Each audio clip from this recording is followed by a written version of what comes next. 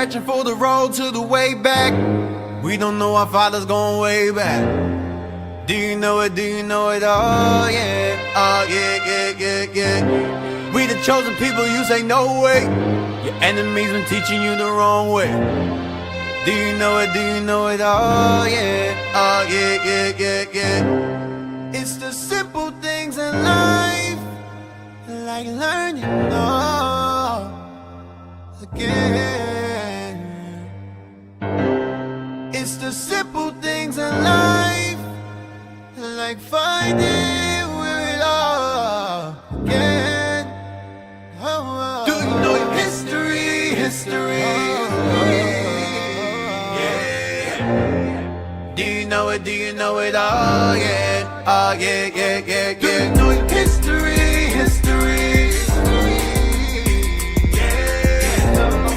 Do you know it? Do you know it? Oh yeah, yeah, yeah, yeah, yeah. Do you know it? Tell me, do you know it?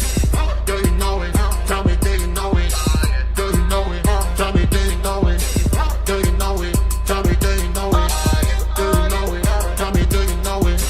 Do you know it? Tell me, do you know it? Do you know it? Tell me, do you know it? Do you know it? Tell me, do you know it? Now we going back, breathing on my back for sure. When I let the truth go, we gon' let them know. My people on my back for sure. I hold them down.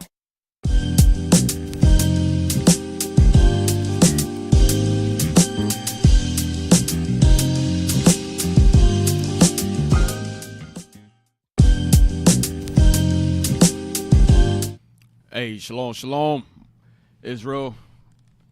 We're back. You're now tuned into Our Hidden History Radio Show. Hey, shalom. So, hey, look, Yeah. Officer Jazz filling in for the deacon, man. All praises, man. It's always a pleasure. Yeah. It's always a pleasure. But I might have a little issue right now going on. I gotta choose a reader, and I gotta choose somebody to read the Bible, and I have to choose somebody to read the articles. Congratulations. You gotta cast lots, officer. You gotta cast lots. Hey, shout out to the leadership wherever y'all are doing the travels, doing the work. All praises, man. Shout out to Deacon Malachi's class yesterday, Sabbath. All praises, all praises. So today. So we're gonna change it up a little bit today. So I'm gonna touch on. I want to land back. I'm gonna take a trip back a little bit with the slave ships. I want to deal with the slave ships. Just bring out a little something about that. And then we're gonna go into those UFOs that, you know, the whole hysteria that's going on as far as the UFO craze right now and the drones over Jersey. Like Deacon Malachi touched on yesterday. So we're gonna dive into that a little bit today. Going to what they're seeing today was always around. It's nothing new. Remember the scripture says nothing new under the sun. Get that for me. Oh shoot, I ain't choose my reader. Ari. All praise. Officer Ari. Oh God. First lot. Ecclesiastes chapter 1 and verse 9. The thing that hath been, it is that which shall be. So the thing that have been is that which shall be. So the thing that was in the past, it shall be so in the future, right? Go ahead.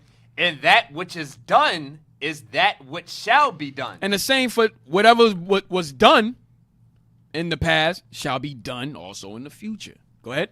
And there is no new thing under the sun. Read that again. And there is no new thing under the sun. There's no new thing under the sun.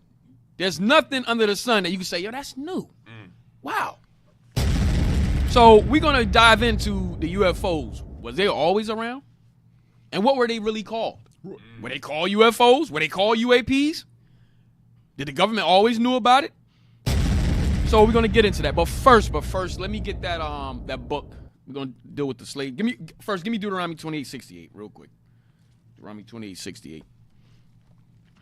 So I know Deacon, because just to further go into the slave ships, I hope y'all didn't forget about that. Well, I didn't forget.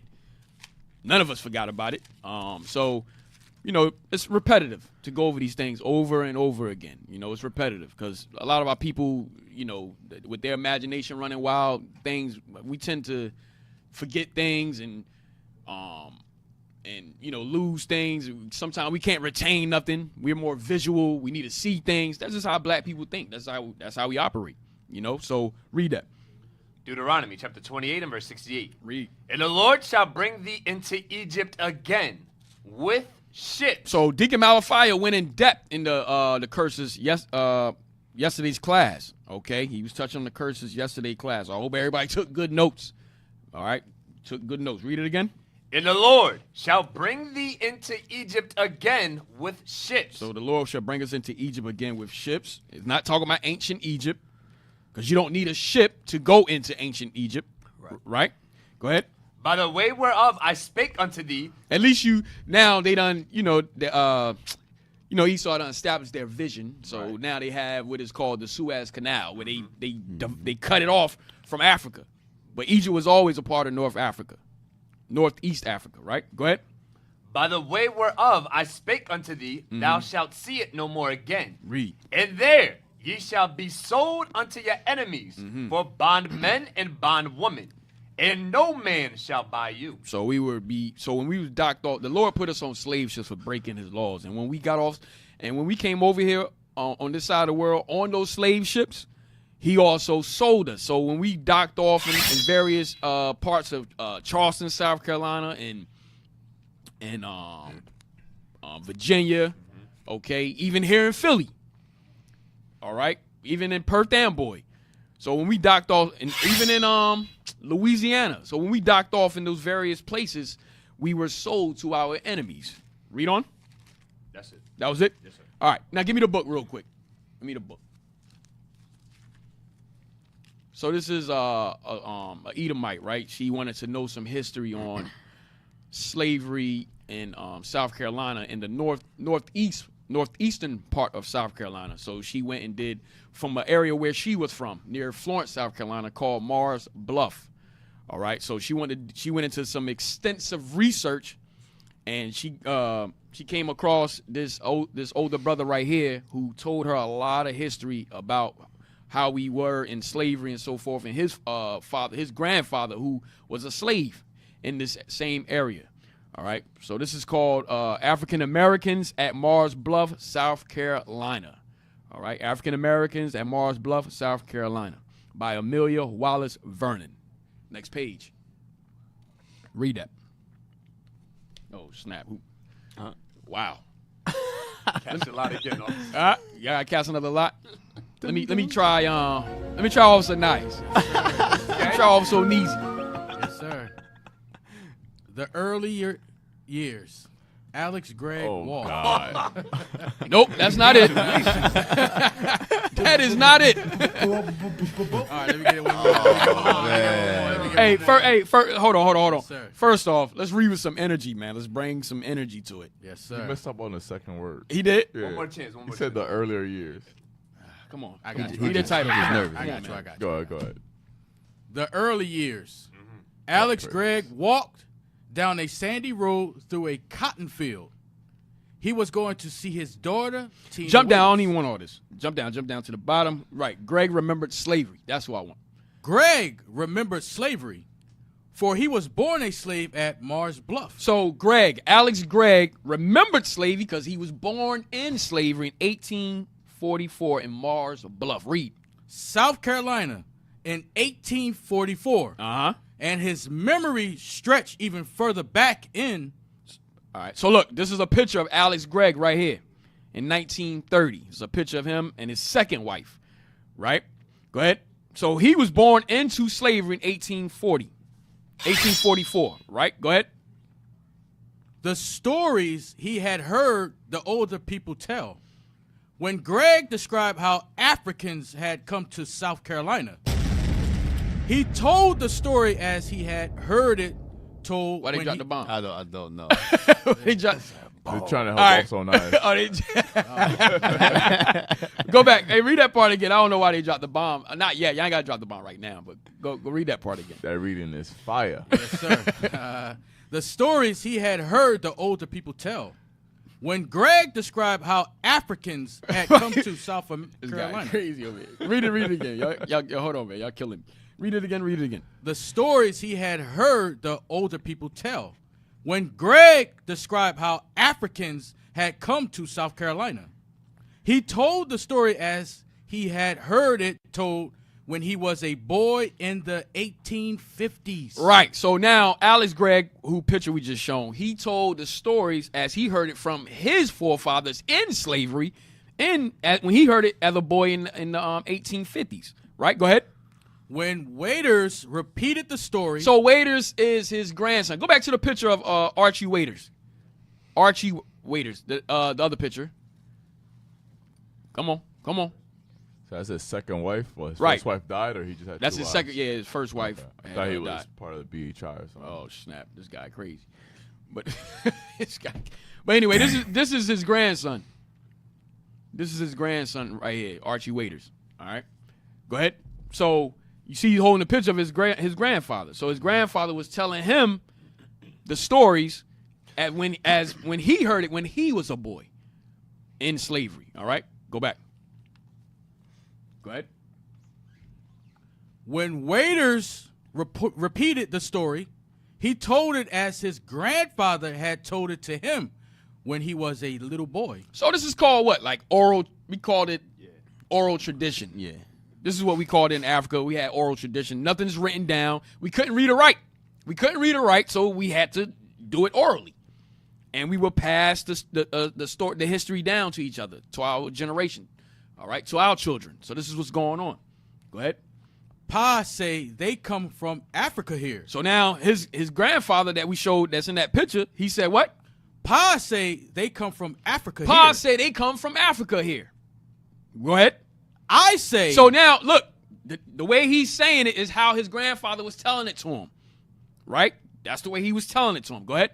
Well, how you get across the water? So now, this is when he was a boy, Archie Waiter. So he's asking his grandfather, I say, well, how you get across the water? He say, come by boat, boy. He said, that's how he says. He's like, look, we come by boat. He let you know we came on a slave ship. Dang. That's what he's telling him. He read it from the read Paul said again. Pa say they come from Africa here. Paul said they come from Africa here. Go ahead. I say, well, how you get across the water? But damn, Paul, how you get across the water? If you come from Africa, go ahead. He say, come by boat, boy. Well, we come by boat, boy. Just like that. Go ahead. A slave ship. Go ahead. I say, come by boat. How long it take you? You got to read it as a question. I say, come by boat. How long it take you? So he said, I say, come by boat. How long it take you? Go ahead. 6 months and a year. He telling you how long it took. 6 months and a year. 6 months or a year on the boat. Go ahead. How many come on the boat with you? So how many? So look, he's inquisitive. He want to know, dang, well, how many came on that boat? Go ahead. A heap of them. He say a heap of them. Go ahead. He say, heap of them. Don't know how many come over. So we know now how many come over. They what, about 400, 300, some 100, 150. Okay, so he at this time he like I don't know how many, but it was a lot of us. That's what a heap of them mean. A lot. Go ahead. I said, when you landed, how you do it? So when y'all land, how you land? How you get close to the port or whatever? Go ahead. Ship couldn't get close. So he letting them know the ship couldn't get too close. Go ahead. Got off the ship onto a flat built over the water. Right. So now you come off the ship, you walk over a flat that's The dock. a dock. Yes, a dock built over the water. Go ahead. The ship pulled up there, and that when they unloaded them, long walk on a flat, and they come up in a building. Yep. They come up in the building. Go ahead. Ship come in at Georgetown. So now he even gave him the location. The ship came in at Georgetown, South Carolina. Okay, which is a little north than Charleston. All right. So you had the port at Charleston, then now you got Georgetown that the ship was coming in at. Go ahead. That's where they unloaded at. So now he's like, yo, we got unloaded at Georgetown. Go ahead. And men out there picking out who they want to get. This is Deuteronomy 28:68 right here, man. Now, after you come off the slave ship, now the men is out there picking who they want. Now you're being sold. Go ahead. You can't deny this. This is oral history right here. This is oral history.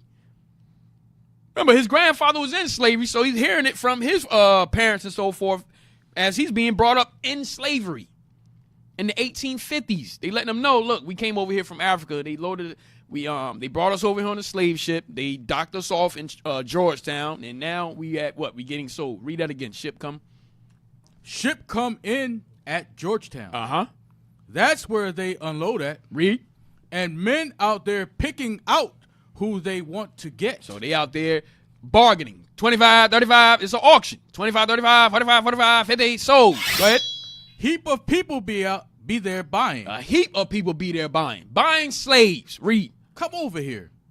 Come over here. That's what they saying to us. Come over here. Come over here. Go ahead. Come over here. Just like that. And buy them out. And buy them out. Just like that. Hey, come over here. Come over here. You. I want you. Get over here. And now you bought. Go ahead. He say about 3 shiploads of them people come over here that he know of. Hold on. He giving you how many ships he know of. Read that again.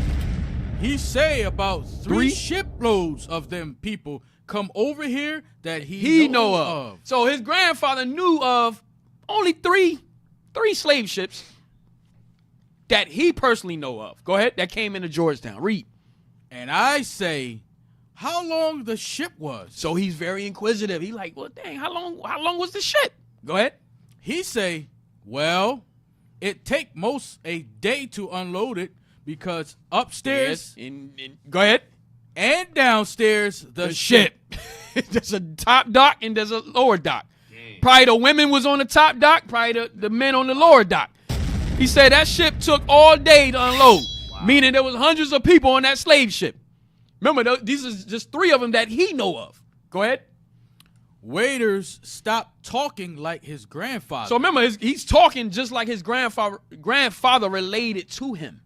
Right? Go ahead. Georgetown dock was where they unloaded them. And the mule and the wagon hauled them here. To where? Mars Bluff. Mars Bluff. So Georgetown dock is, so now he's just talking now. Not like his grandfather, how his grandfather told it to him. He's saying Georgetown dock was where they unloaded them, and the mule and wagon hauled them here to where? Mars Bluff, South Carolina, which is right outside of Florence. Right outside of Florence, South Carolina. Go ahead.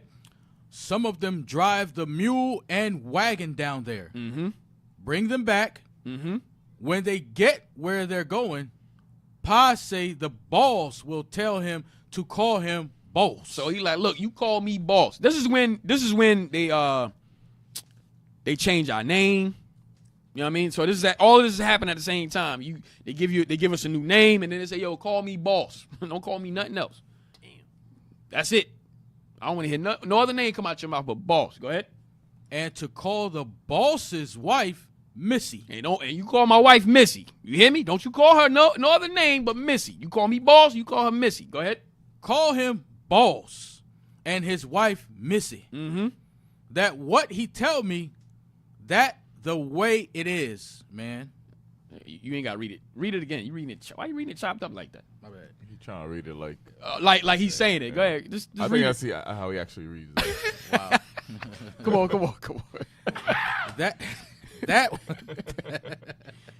that what he tell me, that the way it is, man. So he like, yo, that's what my grandfather told me. That's just the way it is. At that time, it's just the way it was. All right, that's how it was. We came over here on a slave ship from Africa. We got unloaded. We were sold. Brought us back on a mule to Mars Bluff. And he like, look, you call me boss. You call my wife Missy. That's just how it is. Right? Now, I want you to read this part right here. Watch this. Yes, sir.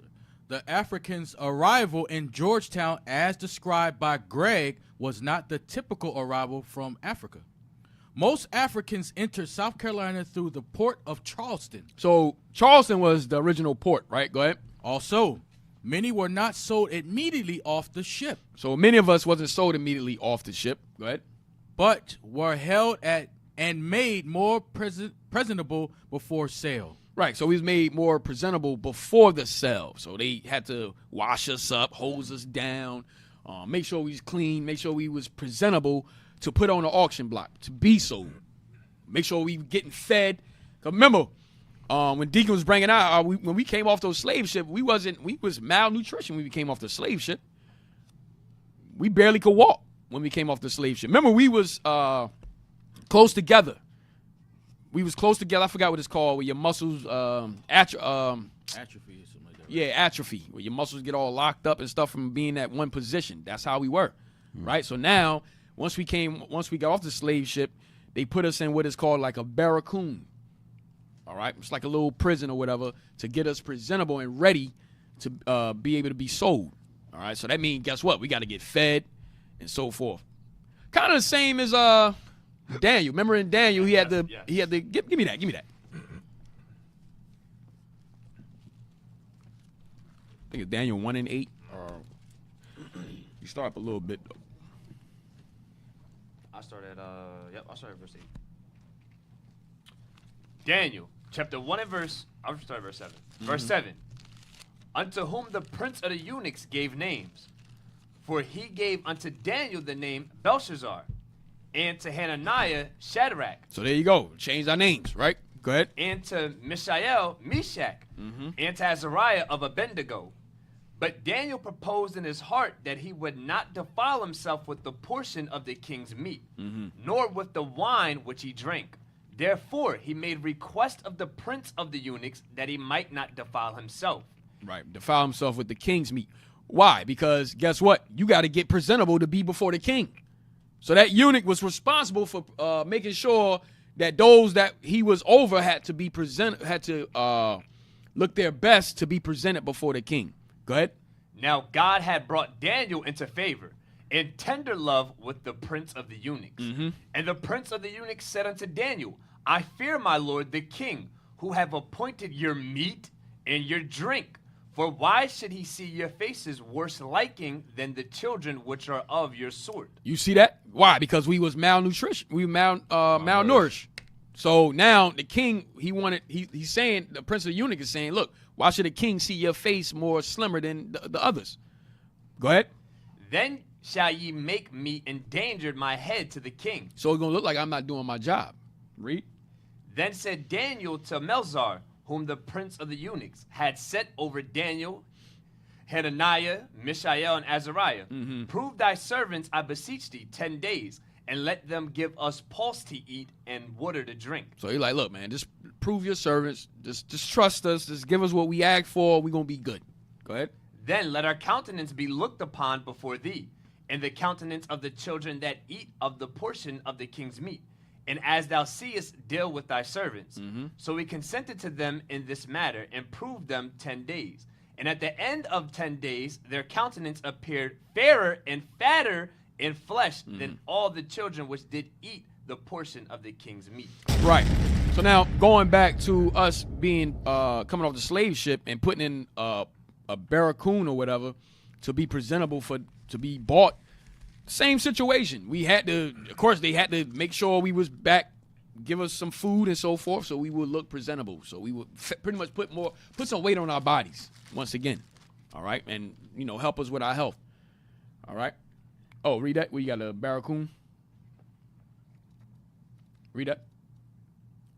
A barracoon, a corruption of Portuguese, so on and so forth, is a type of barracks used historically for the internment of enslaved or criminal human beings. Right, for the internment of enslaved or criminal human beings. Go ahead.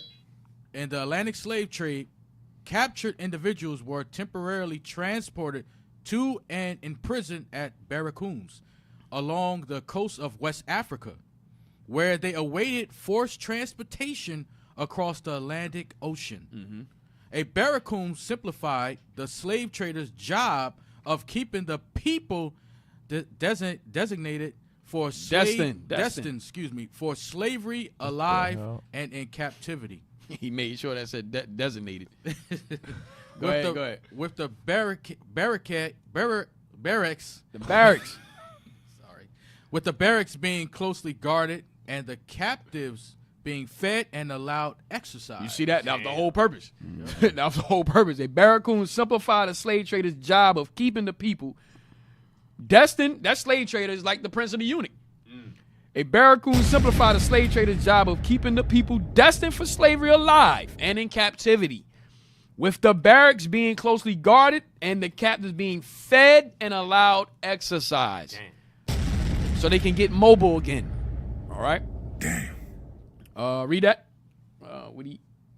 The barracoons varied in size and design, from small enclosures adjacent to the businesses of European traders to larger protected buildings. The amount of time enslaved persons spent inside a barracoon depended their health and the availability of slave ships. Right. So it depended on their health and availability of slave ships. Go ahead. Many captive enslaved individuals died in barracoons, some as a consequence of the hardships they experienced on their journeys, and some as a result of their exposure to lethal European diseases. So we was getting diseases from Esau. All right. They brought those diseases. All right. So let's go back to the book. The barracoons today is the hoods. Damn. Because we're allowed to, eat. The only time we come out of those barracoons or the hoods is to go get jobs from Esau, which is basically them prepping us for us to work. And then it says it was secured with security, meaning they have the cops in our neighborhood to make sure we stay in the hoods. Because if we go into a white man's neighborhood, what happens? They lock us up or they charge us with something. We drive around there or whatever. So that's what it reminds me of. Right. Modern day barracoons is the hoods today. They call it redlining. So Yep. Hey, bro, Officer Akeem, I was about to say, to your point, like you said, the hoods. I remember we went to the old block blitz, and they had these long, tall gates. And we thinking it's to protect them in there, but they was like, no, this is to keep us trapped here. inside. Yep. They have a system of security Yep. guards. You have to get clearance to get out and come in. Yep. So you said it's to keep them confined. Keep in them that in space. there in the hood. Let them kill themselves. It's secured. It's to keep them in the barracoon, the modern day barracoon today. Right. Also, y'all can. You know what that sound like too? Like if you look at barracoons, barricaded coons. Yeah. Oh shoot, yeah. Barricaded coons. Damn, I like you, man. Yeah. Hey, yes, somebody asked on the comment, what is pulse? Is it vegetables? Yes, pulse is like a vegan diet. Yeah. It's like a vegan diet, pulse. Yes, vegetables. Yep. All right, let's go back to the book real quick. Greg's story seemed to be of a time when the demand for slaves was so great that buyers competed for them as they disembarked. Go ahead. Although Greg's story is atypical, it is important, for it is the only one of its kind known. So she says atypical, but it's important. It's the only story important. And no, she said all other stories about the arrival of Africans at Mars Bluff said, although Greg's story is atypical, it is important, for it is the only one of its kind known. Go ahead. Because she's getting it directly from someone that went through it. That's why. Go ahead. She's not hearing this from, Esau write their books and their histories and so forth. Nah, she's getting this directly from someone that actually experienced this. Yep. Go ahead. All other stories about the arrival of Africans at Mars Bluff have been lost. Right. That's the thing, the point. All the other stories of Mars Bluff have been lost. Right? Go ahead. So the fact that she found a brother whose father was an actual slave and able to tell this story, she's like, oh, snap. This is one of its kind right here. Go ahead. No one recorded the lives of Mars Bluff slaves in the early days of the settlement. Go ahead. On the other hand, the lives of European American settlers at Mars Bluff were... Go to the next page. Let me see. Next page. What I want. What page is this? Go up. I just want to get to the points here. Go to the next page.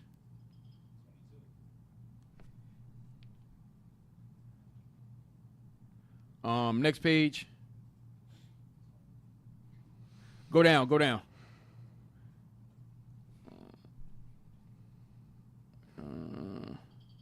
Next page.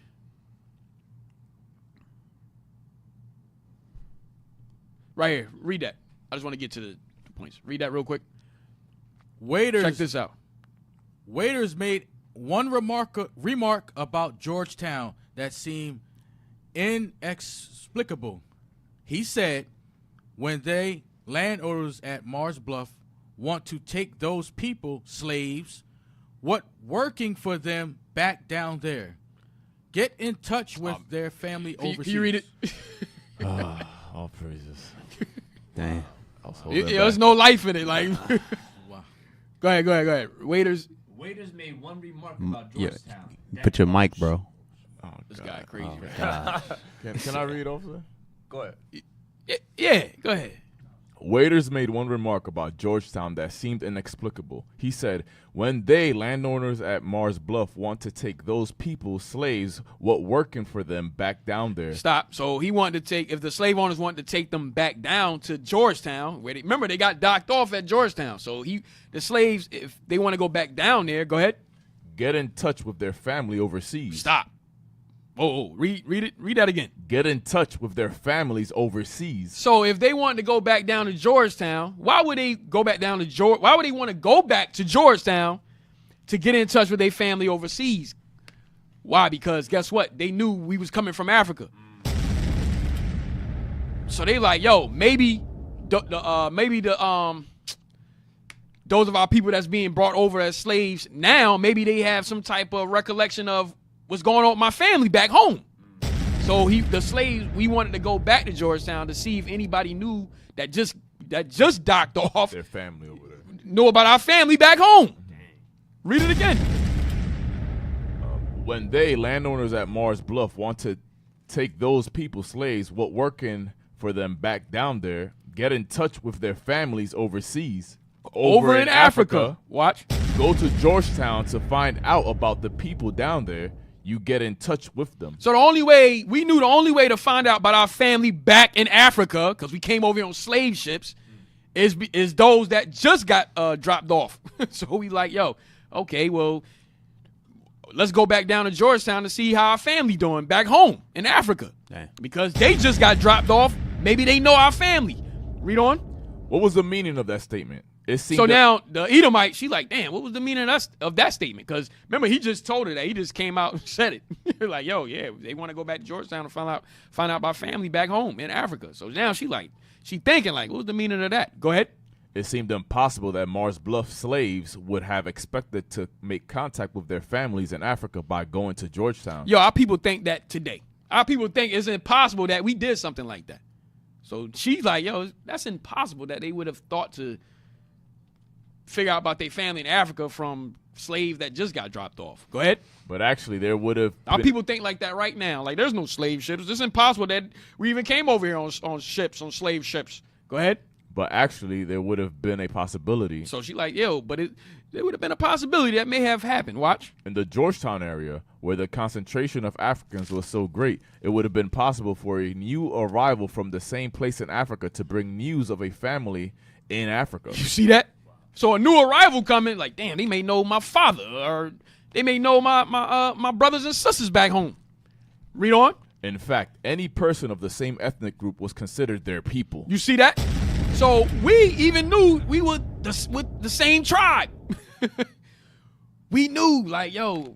So if we asked whoever, if we went back down to Georgetown and that person say they were maybe Igbo or whatever tribe, we like, yo, do you know my family? Mm-hmm. They may have had the answer. They may have had the answer for you. Yeah, I know so and so. They doing good. They doing well. They asked about you. You know what I'm saying? Go ahead. So it was reasonable for Mars Bluff slaves to hope that a trip to Georgetown would help them get in touch with their people in Africa. They might not be able to send messages back to their homeland, but they could get news of general sort about their ethnic group in Africa. You see that? So we could go back to Georgetown, and whoever was dropped off, new arrivals, we could ask them about our particular ethnic group and see how our family was doing, and possibly get some type of connection back to our family back in Africa. Go ahead. Hey, officer, that's the same thing that Jeremiah sent Baruch for, to talk to the captives that were brought to Babylon. So he was giving them word from Jeremiah on what to do when they was in Babylon. Damn. Build ye houses, all these things. So the same stuff he was doing. Same stuff.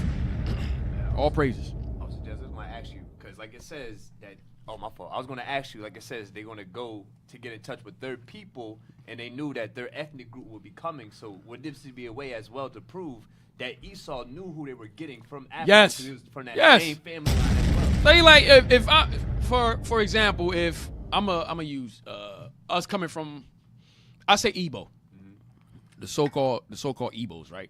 So if I'm Igbo and I just got dropped off here at Georgetown, possibly they getting Igbos. They as getting well. more Igbos Yep. and bringing them over. So I'm gonna like connect, like damn, they getting us from the same area. So I'm gonna see if they know my family, if they knew, you know. So that's what was going on. Yep. Read on. No We almost doubt- done. We almost done. That's all, and then that's all I want. Then we could get into the UFOs. No doubt, very few African Americans at Mars Bluff were African born. Still, that statement from waiters that slaves at Mars Bluff wanted news from their families in Africa seemed to suggest that some people at Mars Bluff were African born.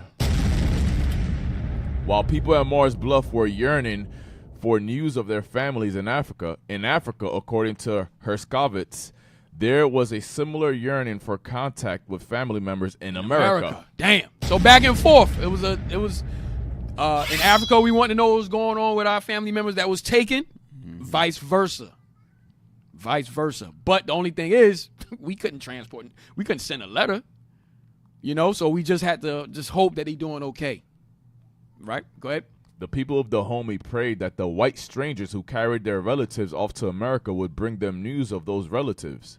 They also prayed. Wait, whoa. Read that again? The people of Dahomey prayed that the white strangers who carried their relatives off to America would bring them news of those relatives. So back in Africa, we was even hoping that the slave traders could tell us something about our relatives that they took. Maybe they did tell us, and maybe they didn't, but we was hoping that they could tell us something. Go ahead. They also prayed that the Americans bring the cloths and the rum made by our kinsmen who are there, for these will permit us to smell their presence. That's how deep that thing went. Damn. So bring a piece of cloth or something from them. So check this out. That's heavy what you said. Letting you know they got us from the same. They was going back, right? So think about it. I can take a piece of clothing or something off, you know. I'm a slave here in America. I take a piece of clothing off of me, you know, and I don't know, whatever scent, my scent or whatever, and I can go back to Georgetown to the slave traders and hope and give it to them to transport back over, you know, and hope that it can reach to my relatives back home to let them know I'm okay, you know. So that's what she's saying, which is heavy. Hey, Officer Jazz, that same thing what you're bringing out here in this article, that's part of the curses. Yeah, In Deuteronomy 28, if I could read that, verse 32. bring it up. Okay, let's read that You sure real you quick. want him to read? No, he's going to read. Okay. All praise. I tried. I got better. Let's read that. Deuteronomy 28. Now, Yes, this sir. is the curses like Deacon Malachi was going over. These curses are generational, all right? So let's read that. Deuteronomy chapter 28 and verse 32. Yes, sir. Thy sons and thy daughters shall be given unto another people. Now it says, thy sons and thy daughters shall be given unto another people. Because now, like what you said, Officer Jazz, the sons and daughters could be over here and the parents could be back in Africa. Yep. Or vice versa. Go ahead, read on. And thine eyes shall look and fail with longing for them all the day long. Like you said, they were trying to send letters and little piece of garments or clothing or something that maybe you can send back to my people to let them know I'm okay. Read on. And there shall be no might in thine hand. We didn't have might to do that. Like you said, some of those they're not going to give the slave master going to say, hey, yeah, transport this back to Africa to let these people know that your people are still so forth and so forth. You know, go ahead, read on. That's it. Maybe the Most High would show favor No back might. to us back then or whatever, and put the spirit on the slave trader to take it from us, and like, okay, I can try to take it back to your ethnic group, you know, Right. Yes, sir. and hope to, you know, and then when the slave trader, because we knew the slave trader was coming back, because he's bringing our people, he's bringing the same, you know, our people over. So if he came back, then you can possibly ask him, like, you know, or find out some information, so what happened or whatever. Right. That's not far fetched because remember with Jeremiah, Nebuzaradan that came and took them captives, he was given orders by Nebuchadnezzar to do whatever Jeremiah wanted. So he was, wherever you want to go, I'll take you, or you can do whatever you need to do in Jerusalem. So some of our captives could have been used in that way for our help. Right, exactly. Right. That's the longing for them all today. Yeah. Hey, somebody talk, man. I'm trying to find something. Something just popped in my head. So. You want me to finish the last paragraph? No. That's it. We could drop that. Did you have something? I'm looking for something though. Okay. Hey, get Baruch 1 really quick. Just to go where we was talking about how even in Babylon, there was different groups of us taken to Babylon. Taken, yes. That were taken with, I believe it was with Jehoiakim. Damn, you heard that? It was with Jehoiakim. Y'all getting on me, man. Y'all getting on Jehoiakim. It was taken. You spreading that spirit. Yeah. Let's blame it on him. All praises. Nah. It was taken, master. A spirit came on me. What was the two groups that were taken with to Babylon? It was in time of King Jehoiakim and Jehoiakim that were taken. So there was two separate groups. One came with Daniel and another came with Ezekiel. So Baruch was sent by Jeremiah to go and talk to the captives. So read Baruch chapter 1 and verse 1 really quick. Baruch chapter 1 and verse 1. Is this mic on? Yeah, it sounds like You got to talk in your mic. Baruch chapter 1 and verse 1. Uh-huh. And these are the words of the book, which Baruch, the son of Neriah, the son of Messias, the son of Zedekias, the son of Asidius, the son of Chelkis, wrote in Babylon. In the 5th year, in the 7th day of the month, what time as the Chaldeans took Jerusalem and burnt it with fire. Read on. And Baruch did read the words of this book in the hearing of Jeconias, the son of Jehoiakim, king of Judah, in the ears of all the people that came to the heat of the book.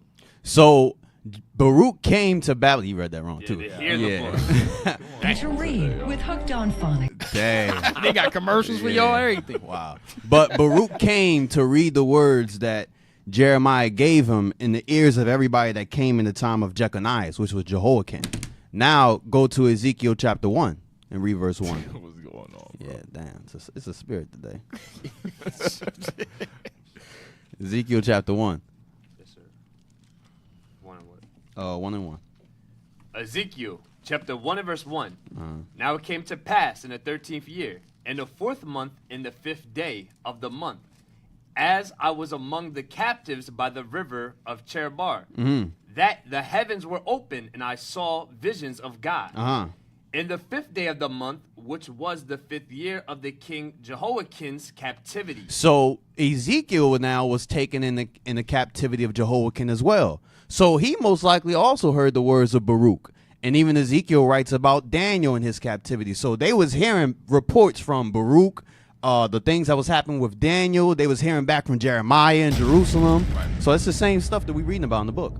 Hey, remember, also we were scattered throughout the four corners of the earth, right? So we had colonies set up. We had settlements all over the earth, since the time of the Syrian captivity. Deacons been going into that. Remember, we in China. We became the Scythians in Tartar. We was in India. So we was always a migrating people, but mainly through captivity. So we had settlements where we can reach our tribe, our families, and so forth back in. Think about it. Oh man, there's a link. Bishop used it. Man, hold on. Hey, go to African Source. African Source. Bishop just used this link. Hey, matter of fact, do y'all have Labagola? You remember that book? Yeah. Y'all have that? We should have it.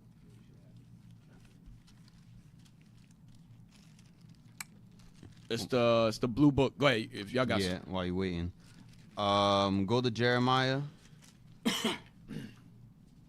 29 and verse 4 and 5.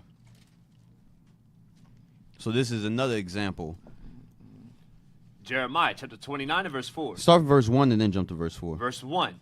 Now these are the words of the letter that Jeremiah the prophet sent from Jerusalem unto the residue of the elders, which were carried away captives, and to the priests, and to the prophets, and to all the people whom Nebuchadnezzar had carried away captive from Jerusalem to Babylon. So Jeremiah was writing to those captive in Babylon.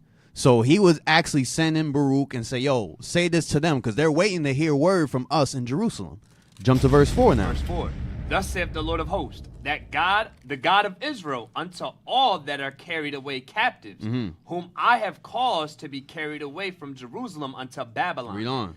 Build ye houses and dwell in them, and plant gardens and eat the fruit of them. Because they didn't know what to do in that captivity. Not everybody knew how long or understood how long they was going to be in that captivity.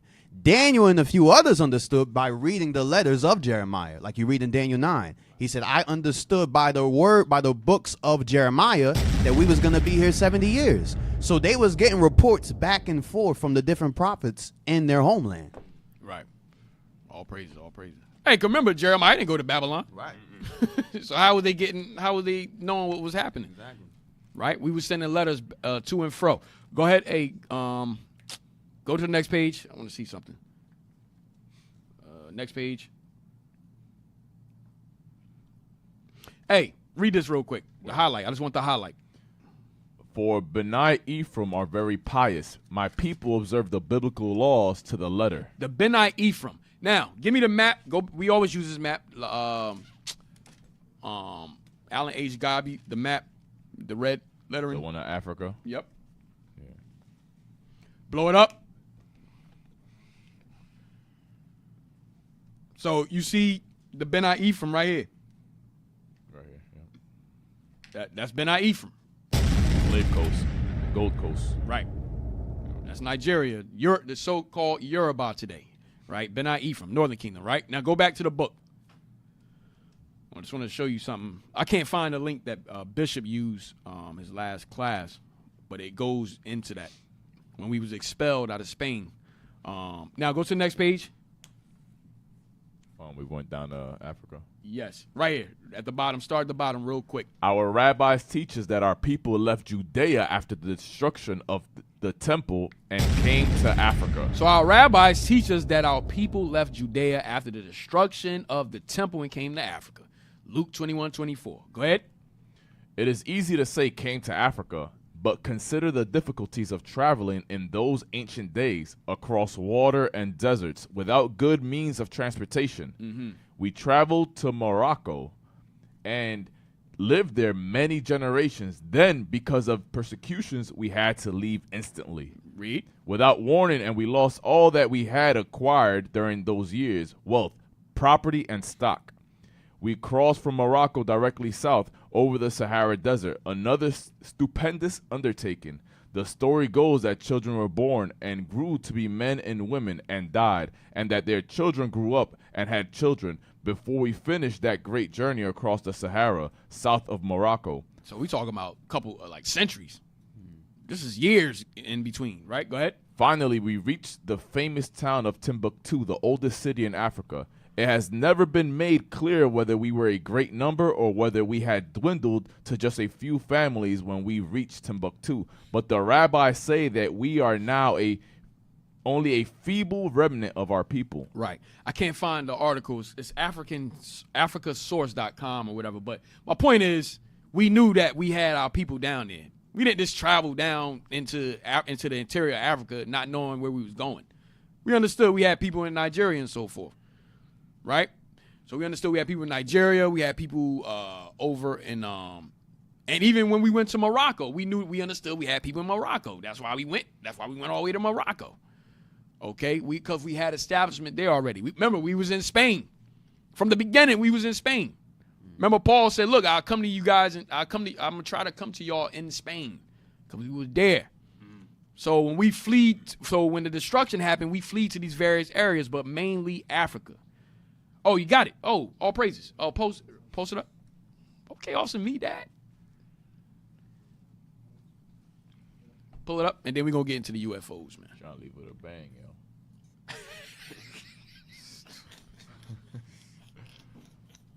Oh, the Latinos, okay, yeah. Yo, hey, read that. The Ladino Moors. All praise, Bishop just brought this out. But watch this. The Ladino Moors, the Jews of Cape Verde, the Guinea Rivers, and Gulf of Biafra. The decline of the Moors of the Iberian Peninsula suffered great and incalculable losses when their centuries-old rule was brought to a violent end in Spain in 1492 following the loss of the Caliphate of Granada. Beginning from the same 1492 in Spain and in 1497 in Portugal, the exile of the original Dark Sons was inaugurated. The conquering European armies were filled with a strange bloodlust and an incurable pathological jealousy of the Moors. It was their simple wish to dispossess the Moorish owners of the land, confiscate all their properties, and enslave their bodies. Right. It was easy and simple for them because the fight for the Iberia had been drawn across racial lines. So-called white Asiatic Europeans versus so-called black and brown Africans and Afro-Arabians. New World Order. The Moors occupied the land. Go down. Finally, with the conquest. Finally, with the conquest of Granada in 1492 by the Spanish branch of the Crusaders, all hell was let loose on the hapless Moors living in Spain and in Portugal. Go down. I just wanted to get to the point. Yes, it so happened in 1496. It so happened in 1496 and 97, Portuguese King João II and Manuel I hoarded hundreds of thousands of Jews, sent them into exile on the West African coast of Guinea and Biafra, and on the islands of Cape Verde and Sao Tome, into a life of perpetual slavery. These peculiar branch of the Iberian Moorish Hebrews were called the Ladinos. Ladino means Latinized Negroes. It was a racist term used for the black Jews of Iberia who were soon deported to African islands and coastal settlements and used as the first slaves in the sugar plantations. Right, so they deported us here, but my point is we was able, because remember we was already in Africa, so we was linking up with our people there as well. All right, so we already was in Africa, in those areas. Remember the book Critical Review. Bishop always used the book Critical Review, where those of us, remember when they banished us from Portugal, they called it the Black Portuguese, but when we got around our brothers and sisters that was already in Africa, they despised us. They despised us. But we knew that we was in those areas. All right, that's the point I'm trying to bring up. All right. Now. Hey, Sister Paulette. Hey, put up the Sister Paulette. You could text us at, let me see that. Sister Paulette in the comment. Give me the number. You could text us at 267-702-6121. You could text us at 267-702-6121. Or you can call in. The Zoom number is posted right in the corner over there. What's the Zoom? Go to the Zoom number. They gotta click the Zoom link in the description. Yeah, all right. Yeah, just click the Zoom link if you want to call in. If you want to call into Zoom, just click the Zoom link. All right. Yep. All right. So now, let me see. Should we take a break and then? Probably, come back. Come back. Yeah. Cause we're gonna take a short break. We're gonna take a turn. All right. We're gonna get into the UFOs a little bit. All right. We're gonna take a turn. So we're gonna take a quick break and we'll be back. All right.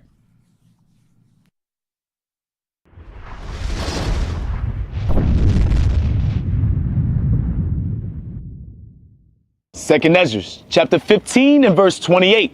Behold, an horrible vision, and the appearance thereof from the east. Because we read earlier about Armageddon. All these things that's taking place is going to happen in the Middle East, the so-called Middle East. That's where all this is going to pop off. That's when World War III takes place. That's where the nations come together and go to war. That's what we're looking for. That's what we're waiting for. That's what we're anticipating. That where the nations of the dragons of Arabia. The nations of the dragons of Arabia. Right now, the Israelis are destroying and bombing the hell out of the Arabians. And they're getting pissed off. And right now they're taking it, they're getting destroyed. The men, the women, the children, they're getting flattened by the Israelis and the American alliance, the American assistance they're receiving. But be mindful, understand that all these Arabs, of all these Muslim factions, whether it be Shiite or Sunni, all these Arab nations eventually, according to prophecy, are going to come together They're going to fight back. It's going to spark our revolution. It's going to spark our deliverance. 6, 5, 4, 3, 2, 1. من النهار إلا البحر الأرض اللي أرض اللي من النهار إلا البحر الأرض اللي أرض اللي من النهار إلا البحر الأرض اللي أرض اللي من النهار إلا البحر الأرض اللي أرض اللي Jerusalem's a burdensome stone. Should've left the people alone. When Christ come back to sit on the throne, it's over and done, your people are gone. Come on, watch your back with all this bombing going on in Gaza. You might be shopping in the mall and they blow up the plaza. These Palestinians, they lost their children and their mama. How they gon' deal with the trauma? They gon' turn into Obama. They waging jihad, a holy war is now emerging. It's gon' get crazy like that movie when they started purging. When they retaliate, you know they getting down and dirty. Vengeance in their eyes, they thirsty, they ain't showing any mercy. People ask me how I feel when I see all this killing. I tell them this is Bible prophecy you see fulfilling. I ain't worried about a thing, me and my people chilling. All of this is vengeance from God for evil dealing. These people enslaved us and shamed us, and now we know historically how they changed us. So when we say that we the real Jews, they hate us. That's why we waiting on our God to save us. They gave us religion and white man Jesus, sex, guns, and drugs to try to please us. We showing people the truth and now they believe us. Now that we are awoken, they'll never deceive us. Praying.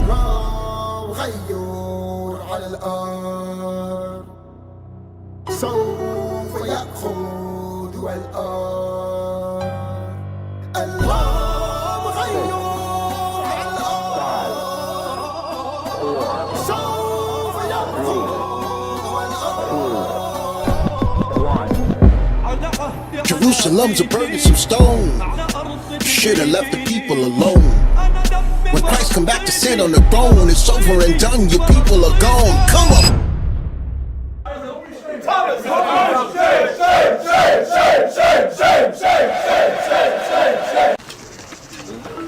Hey, Shalom Israel, Most High in Christ bless. Deacon Isaac here. We are live on the set. In the back of me is the choosing of one of the apostles, that being Matthias, who had to replace the traitor Judas Iscariot. So we just shot the scene in here. It went wonderful. All praises to the Most High. Y'all say too, man, we doing big things in Israel. You know, we're working together to bring the Bible to reality, and it is coming to pass. I'm telling you, the image of the beast is going to be cast down. His voice, his image, his doctrine, we taking over. All right, y'all continue to support. Most High in Christ bless.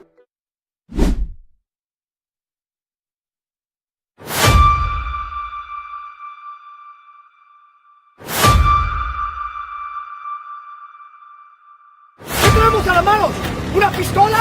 ¿Una navaja? ¿Qué traemos a la mano? ¿Con qué estamos peleando? ¿Con qué? Samuel 1.15, Reina Valera dice la ley de la maldición. ¿Dónde el ángel dijo ellos se tienen que huir, ¿verdad? Y esconder por él? ¿Dónde tienen que irse para esconderse? De Herodes. ¿Dónde? ¿Dónde queda Egipto? Marrón. ¿Qué color eres tú, mi hermano? ¿Eres blanco, gris, verde o tú eres bronce? Tú eres bronce, tú te ves como Cristo.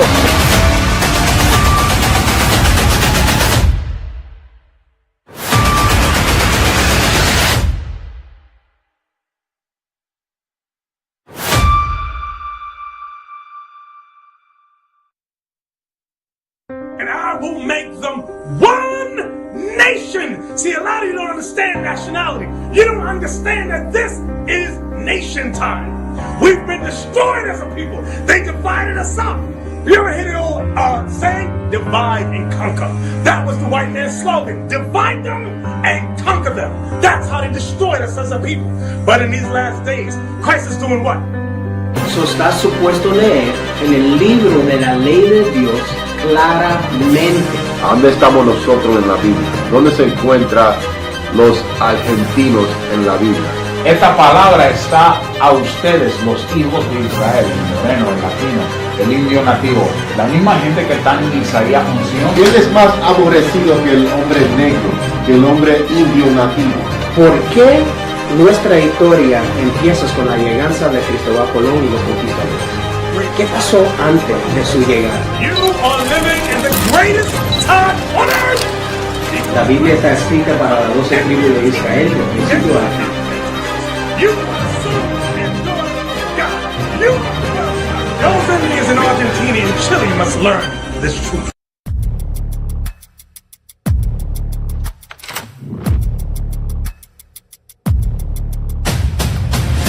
To be effective, you must be selective, meaning you must monitor your friendship.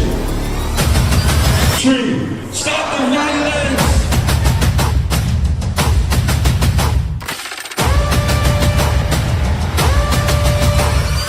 If you want to end all these society ills, we're going to start with family. And it's not going to be teenage families.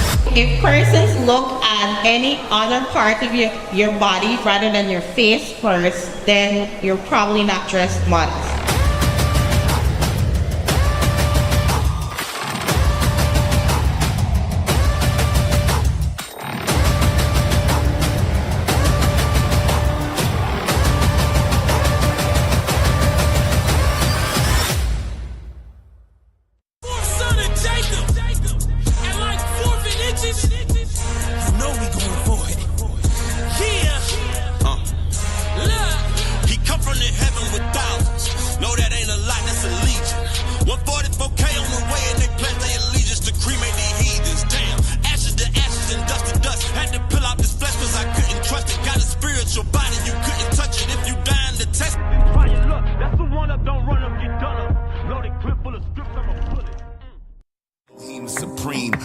Never seen Moses within a bush, Jacob within a dream. The rock issued a stream, angels at Mahanaim. Fire the 5 cities, incinerate everything. When oxen made us clean and blood sprinkles atone. Ephods had shone with 12 glorious stones. Silver shofar blown twice early in the moon. Lord within our minds, the promises in our bones, the covenant in our tongue, the temple upon the hill. Hallelujah was sung, the mercy seat was concealed. Prophets walking the earth, wisdom being revealed. Looking up in the heavens, see a will within a will.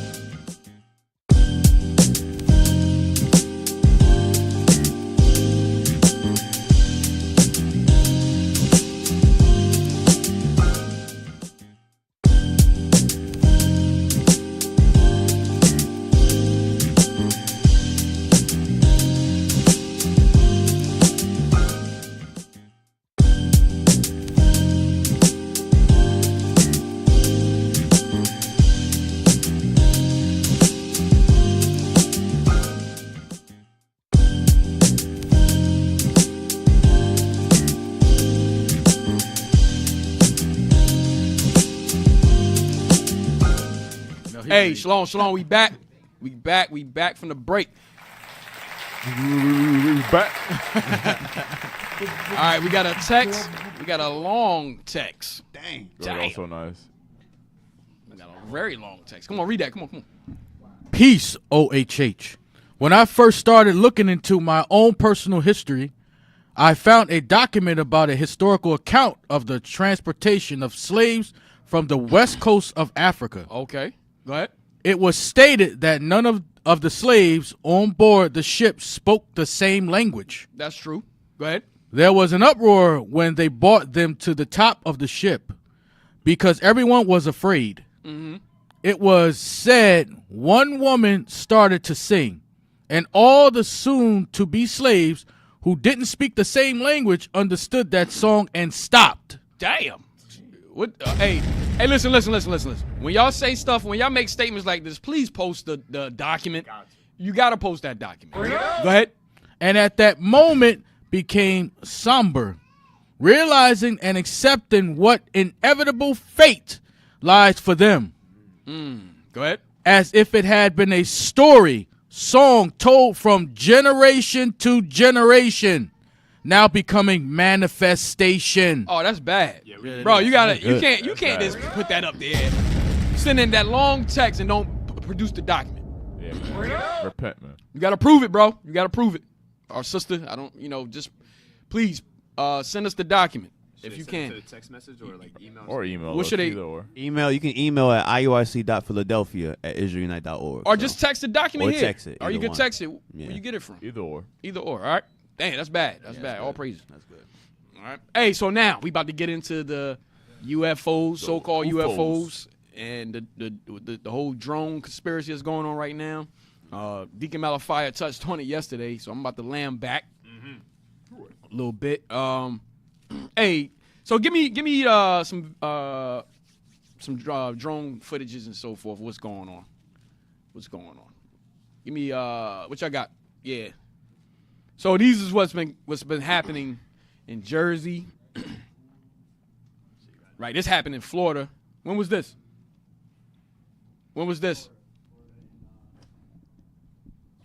Give me some of the ones in Jersey. So what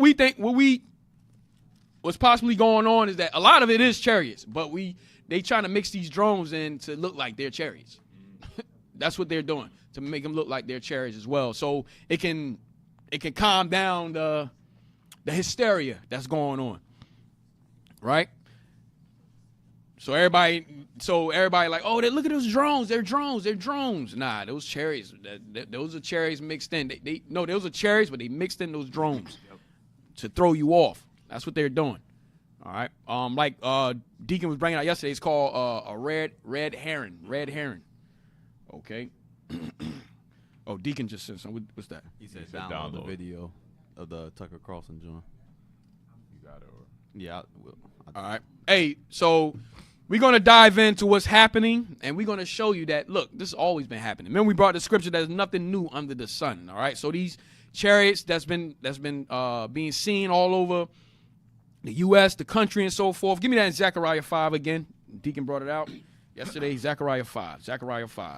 Zechariah chapter 5 and verse 1. And then you can get your video and so forth, right? Zechariah chapter 5 and verse 1. Uh-huh. Then I turned and lifted up mine eyes, and looked, and behold, a flying roll. A flying roll. We got a document from 1947 when they actually called it a flying roll. They know what's going on. 1947, FBI document, flying roll. All right, we're gonna if we have time. I don't know if we be able to show everything today, but go ahead. And he said unto me, Lord's will, if we don't show it all, Lord's will, the deacon could bring it out, or the leadership could bring it out. Go ahead. And he said unto me, what seest thou? And I answered, I see a flying roll. The length thereof is 20 cubits, and the breadth thereof 10 cubits. Then said he unto me, this is the curse that goeth forth over the face of the whole earth. Hey, look up 20 cubits. 20 cubits. So a flying roll, the length thereof is 20 cubits. Look that up real quick.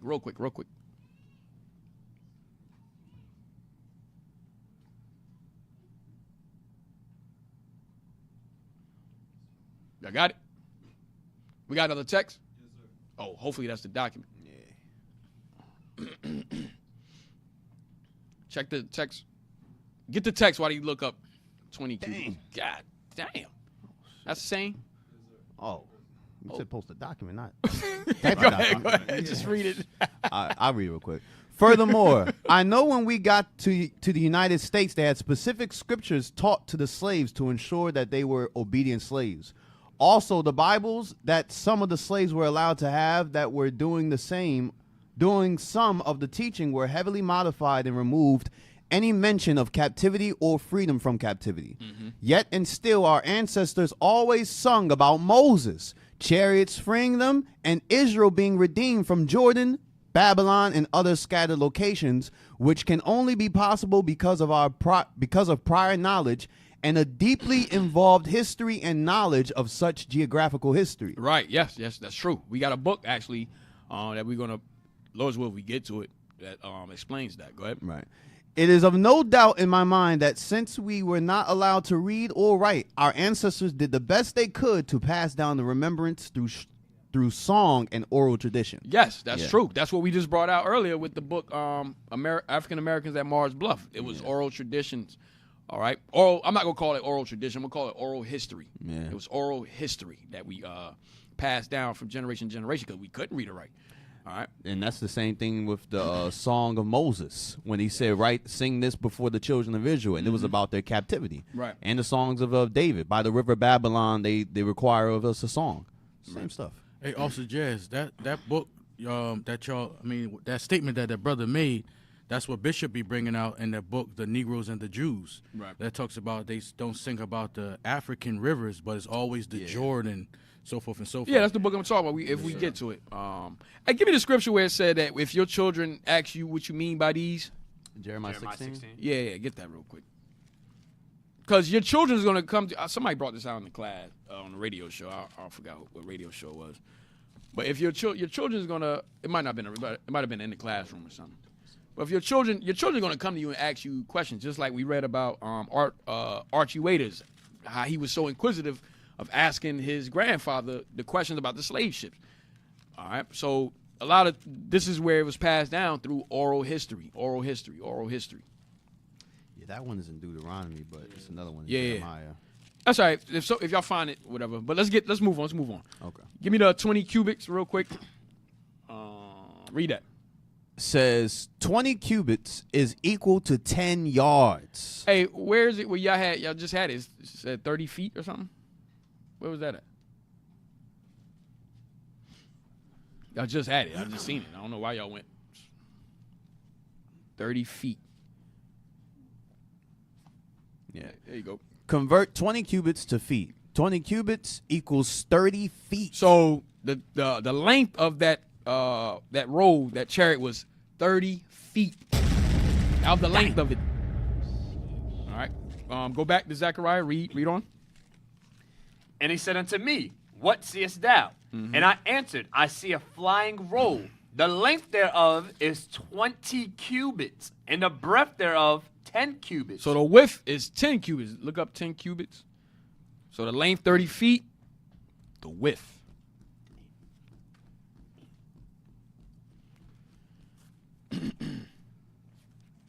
Come on. 10 cubits, man. Y'all use the same 15 feet, 10 cubits, right? Yeah, 15 feet. Yep.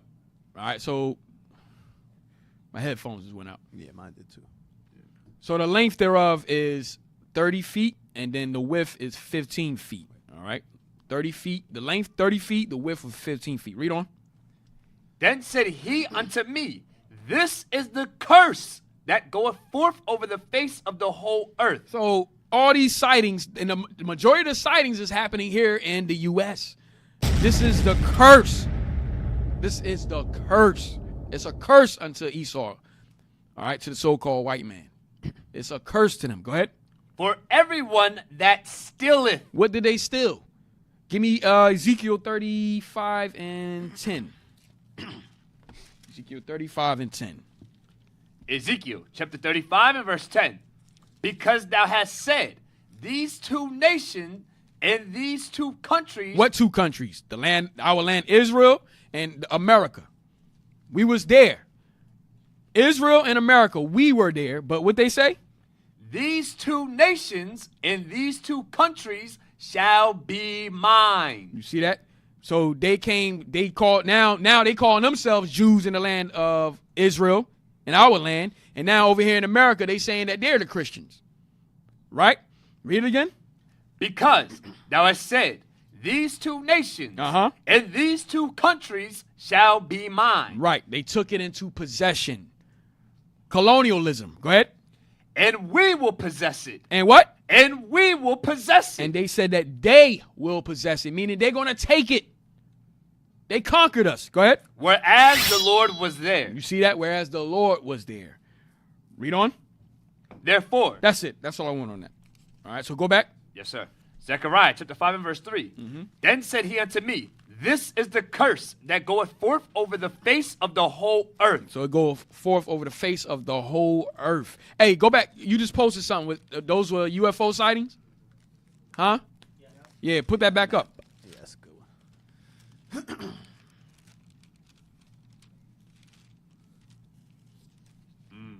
Look where the majority of sightings are. First and foremost, over at where? Here in Babylon the Great. And then you got, what's that? That's the UK, Ireland? Yeah. And so forth. That's where Esau is at. Okay, but majority of the sightings are here. Read that again.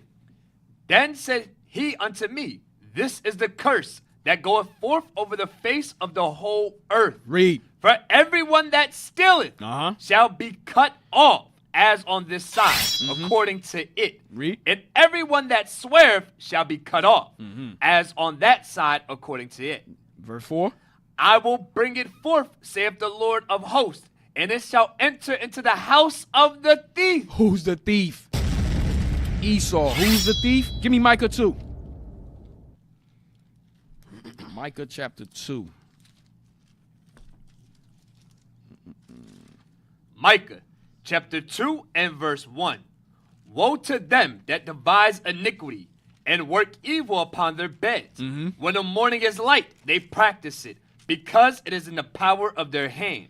And they covet fields. And they do what? And they covet fields. This man covet fields. Go ahead. And take them by violence. And he take them fields by violence.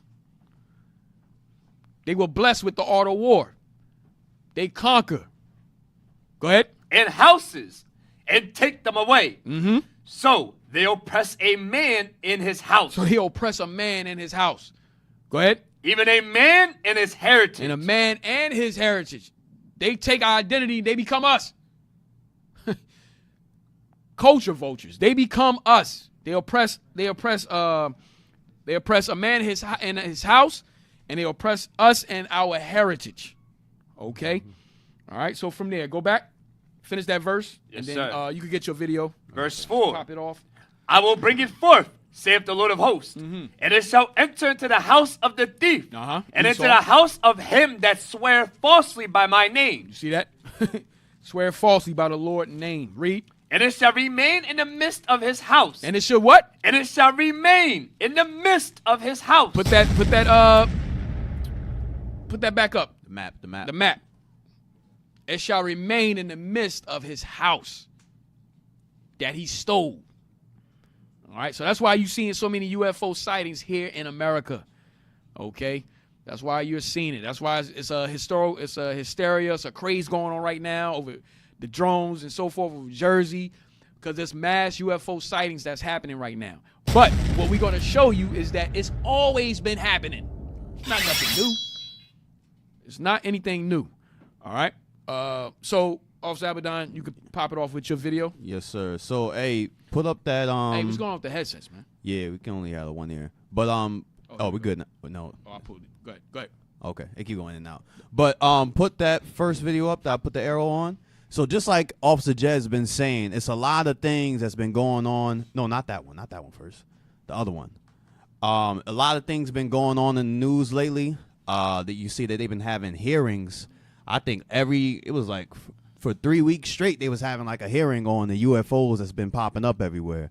So like the scripture says in Mark 4, it says there's nothing hidden that will not be revealed. You know, they've been calling us crazy for a long time, but now if you don't know what's going on in the skies, you look crazy yourself. You know, so play this real quick. Watch what this is from a news channel called Redacted, and they're gonna show a clip of something that happened with an airline that everybody was wondering. They're gonna say the name of the airline, but go ahead, press play. known within the United States government. You're not idiots. And it's being used by the United States government as we speak. During this hearing today, whistleblower Rear Admiral Tim Godet said we have satellite video of UFOs, lots of them, in fact, and hopefully Congress will make mandatory to release these videos to the public. So, press pause real quick. Press pause. So they actually have a whole bunch of videos. I know we always see the one video with the, I think it's like an infrared or black and white where they see a chariot flying over the waters. Right. That's the main one that everybody knows about. But he's saying they got clear images of these UFOs, what they done, and they just don't share them to the public. Oh, snap. Go ahead. Admiral, he sees it all. And by the way, he's specifically been on the beat talking about all of the underwater UFOs that have Hold on. First of all, underwater UFOs. So videos. They not only have the ones that's flying in the skies or those little videos on TikTok, they got a video of these UFOs flying underwater. Wait, didn't a senator from Jersey, I think he was a senator, then he said it was like 50 of them that came from the water. Yes, he did. Go ahead. The public. Again, he's an admiral. He sees it all. And by the way, he's specifically been on the beat talking about all of the underwater UFOs that have in the ocean off of U.S. Navy craft, that they see them regularly. Talk to any person who's been on regularly. U.S. Navy. Regularly. They just like, oh, okay, that's nothing. Yeah. It's just UFOs. Go ahead. Destroyers for any length of time. They've all seen them, by the way. Talk to them. Journalist Michael Schellenberger said we have full motion video, FLIR camera videos, infrared videos of UFOs. And by the way, he talked about low Earth orbit satellites. So we have all of these low Earth orbit satellites that are able to capture in color these UFOs, full color video, just like this. Now, this one was press pause real quick. Now he's about to show you. He said that they have actual satellite imagery of these UFOs when they're flying in the sky. So there was a whistleblower that came out. There was an airline that went missing about 10 years ago. I forget the name. He's going to say it. But there's a ocean, the one in the Indian Ocean. Yes.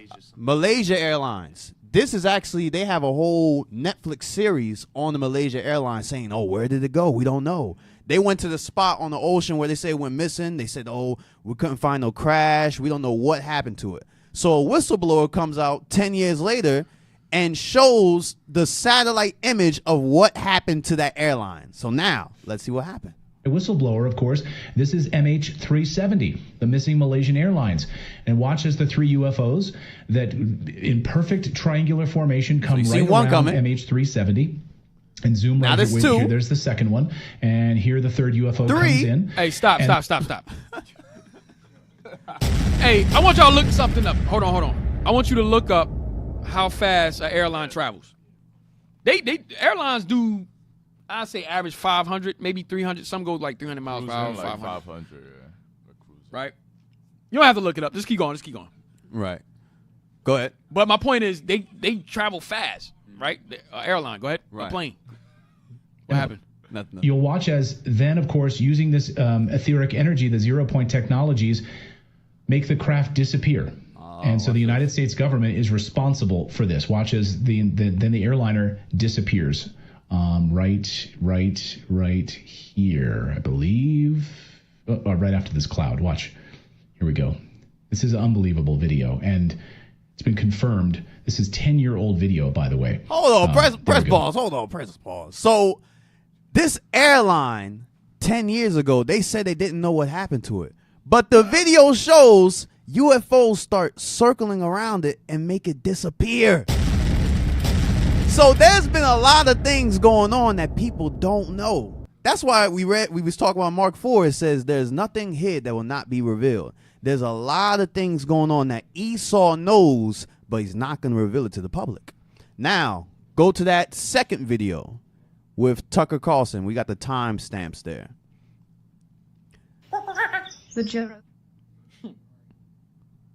We can't hear it. Thanks, guys.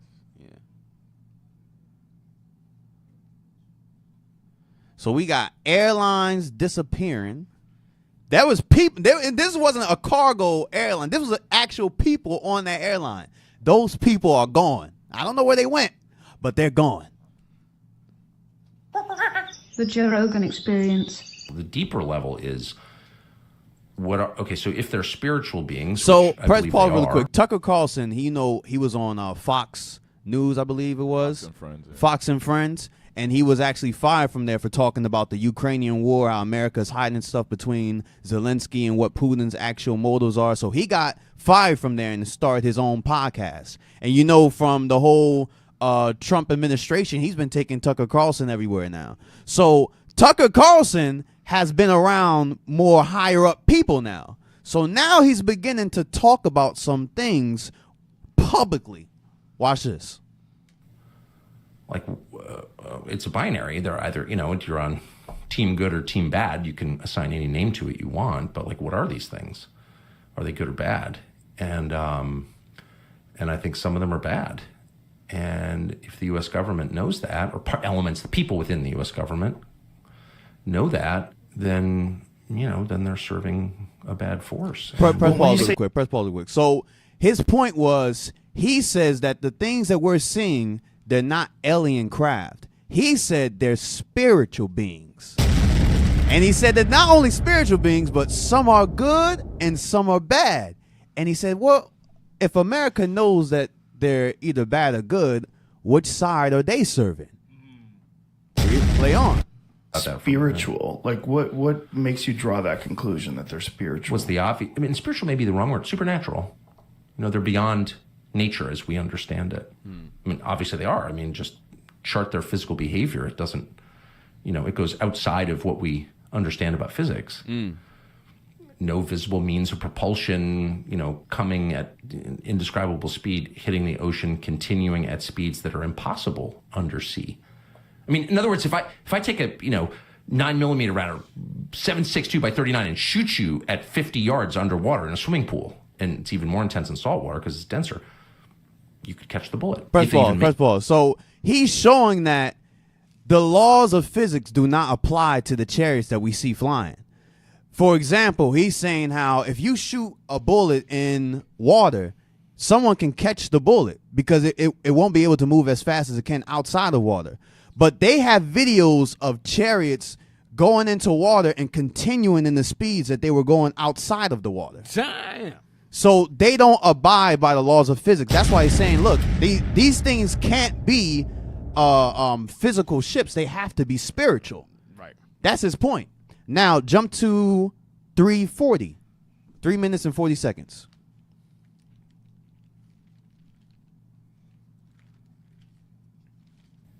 And people have been hurt by these things. Oh, press pause. He said people have been hurt by these things. We just saw one where a whole airline went missing. But he's saying that they have on record that these chariots have hurt and killed people. Press play. It's a fact.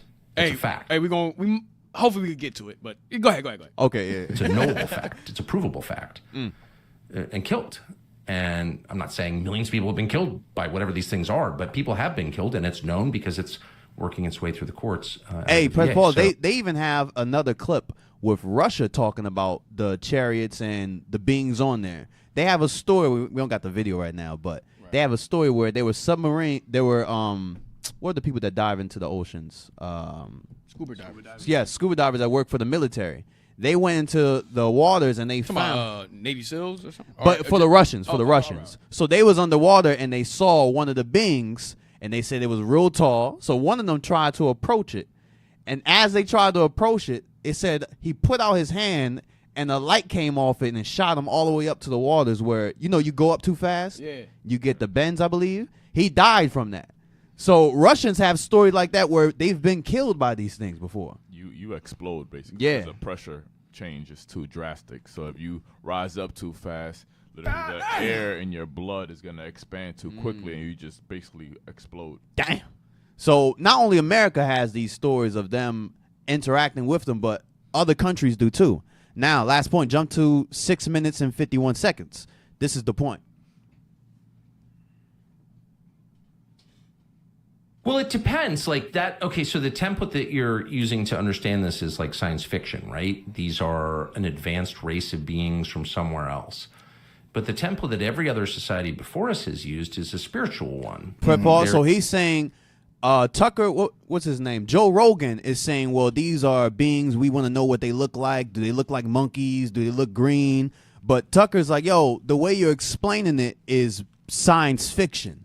All these movies that they portray of aliens going outside of space, that's to confuse the public. So when we see the UFOs, everybody's talking about, oh, they're green people, or they're going to eat somebody. But Tucker Carlson's saying, no, that's not how every society have seen them.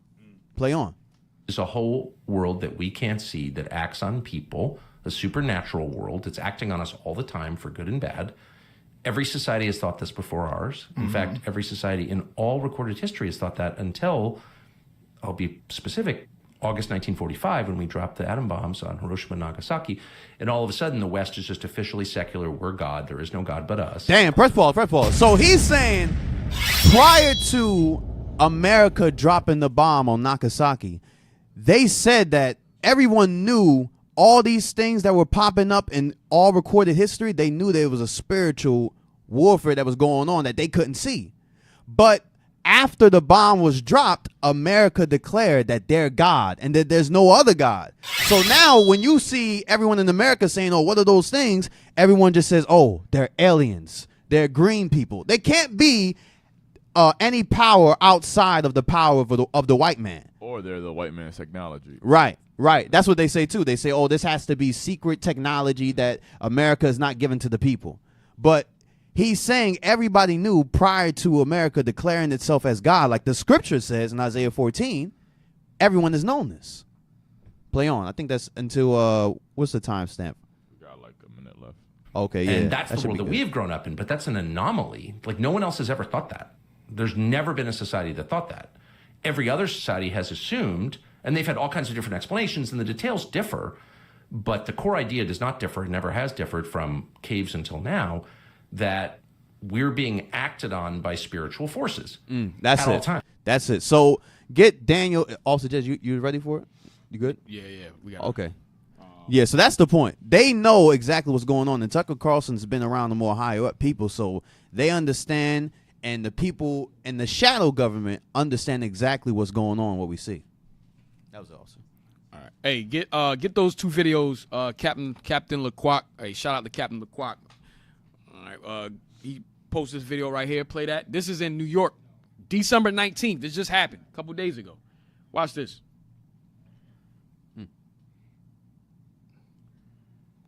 Press play.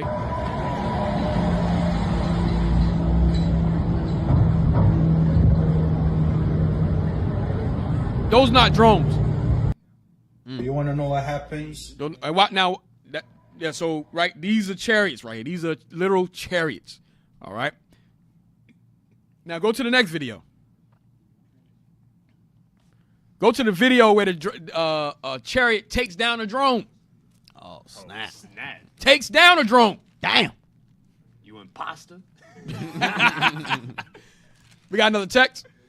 All right, that's got to wait right now. Hey, go ahead.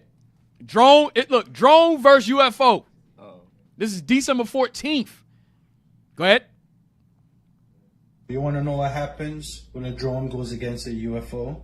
We got a real life dogfight for you right here. Check this out. This video was recorded by the TikToker right here, Court LESP. Check them out for the original video. All right, guys, check this shit out. Something's going up real fast. Esau, there's something that's going on.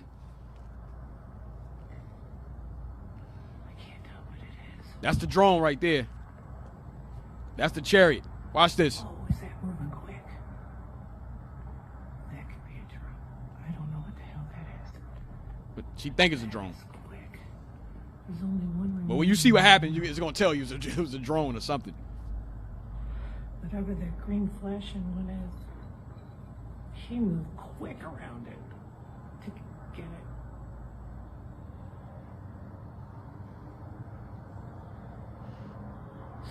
See, that's how you know it's a drone. You see how the light flashing like a plane? Right? Go ahead. Watch this. All right, here we go. Like right there. Here it is. Oh, he's like right on it. Watch this. Look. Like, man, get that crap out of here. Get that crap out of here. Didn't stand a chance. Look. Got close to it. Whatever we're up against, if it's against us, that joint just dropped it. Let's hope it's not. Damn. Yeah. Hey, give me the book real quick. This book right here is called The UFO, The Continuing Enigma. All right? This book, UFO, The Continuing Enigma. Give me the first page of that. That's not it. Which one I gave you first? The phenomena, the UFO phenomena. Let me see. No, I want the enigma. brothers rebellious. Enigma. Come on. And then we get the text. What time? All right, we got time. Yep, come on. Right there. Give me the first page. From the What the page Maya is this? Maya astronaut? Nah, I don't want that one. Next page, right here. This is what I want. Blow that up. Where at?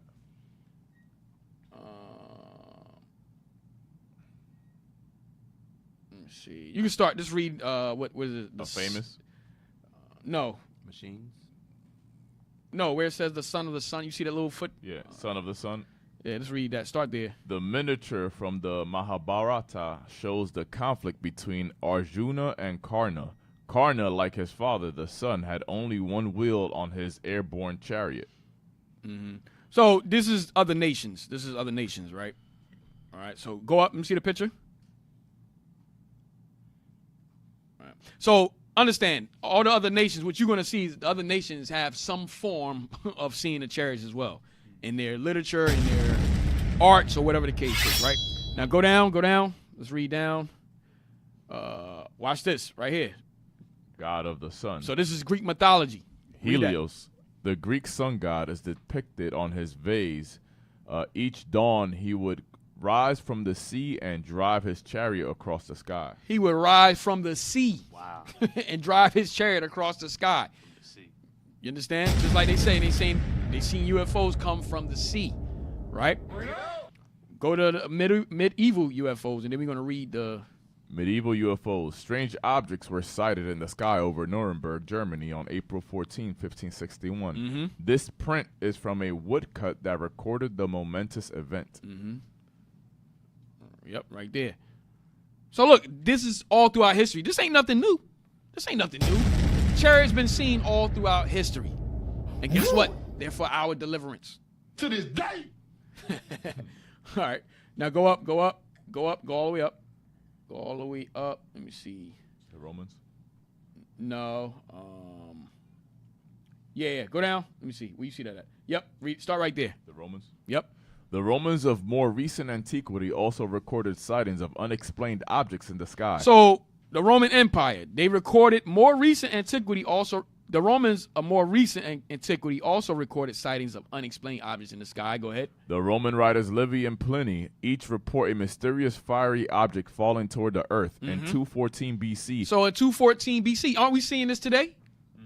Aren't we seeing fiery objects in the sky today? They were seeing this 214 BC. Go ahead.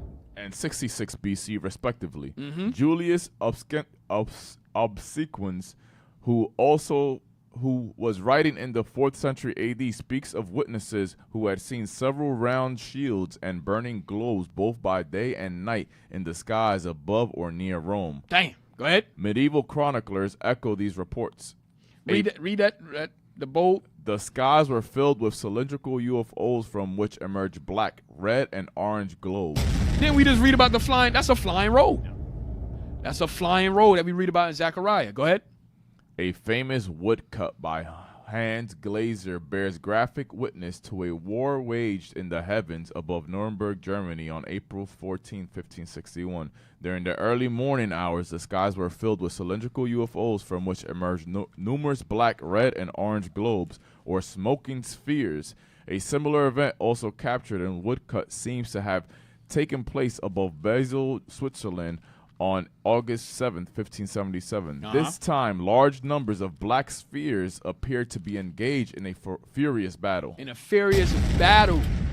Read that. Oh, read that again. Read that again. A similar event also captured in woodcut seems to have taken place above Basel, Switzerland on August 7th, 1577. This time, large numbers of black spheres appeared to be engaged in a furious battle. They seemed like they was engaged in a furious battle. Just like we read about in Maccabees. Yeah. What's that, first Maccabees 5? No, second Maccabees 5. 5 and 1. Yeah. Right. That's what Tucker Carlson said too. He said that there's a spiritual war that we can't see going on. Right. So there's good and bad ones. Yeah.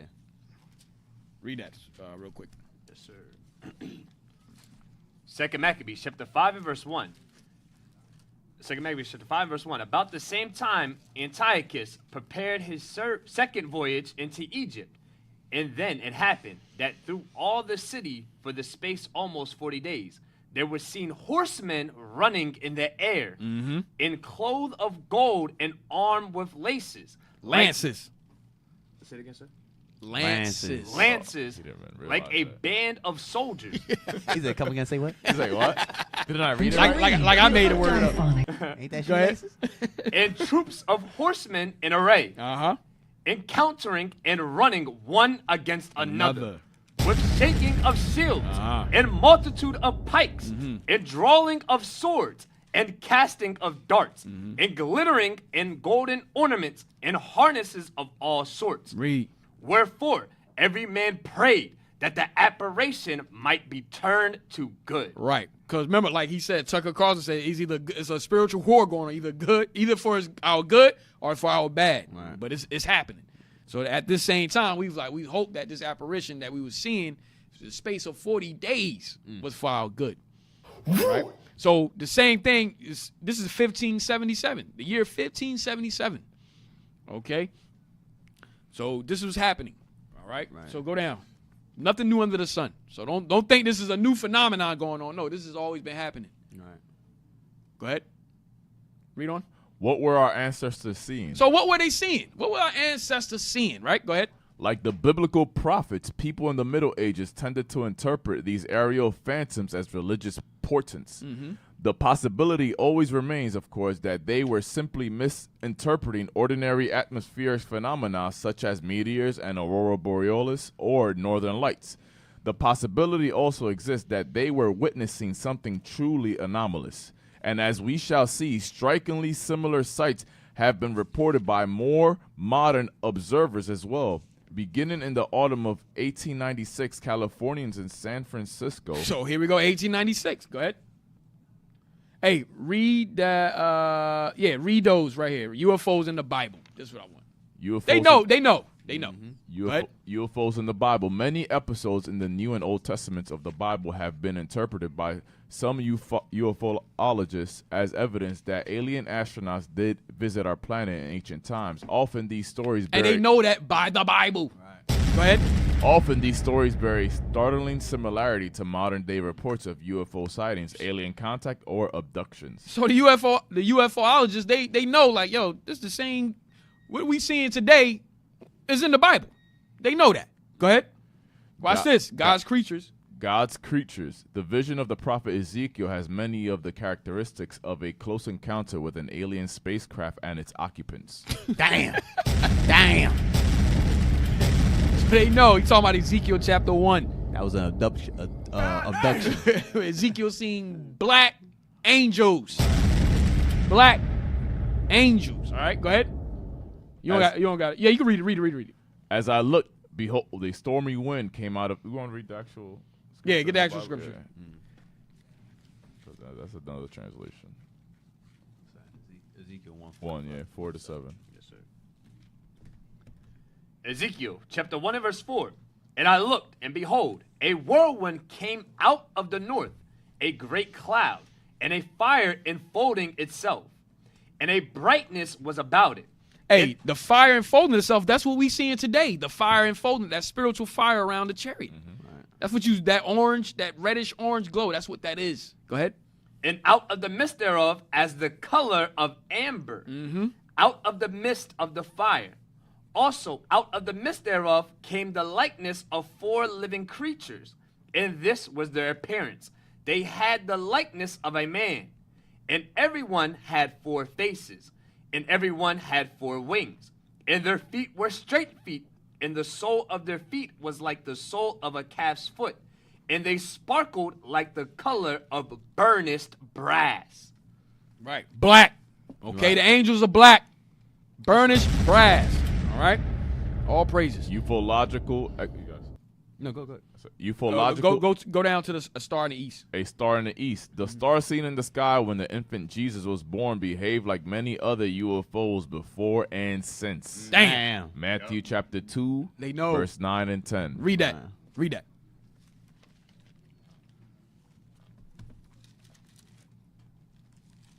Matthew chapter 2 and verse 9.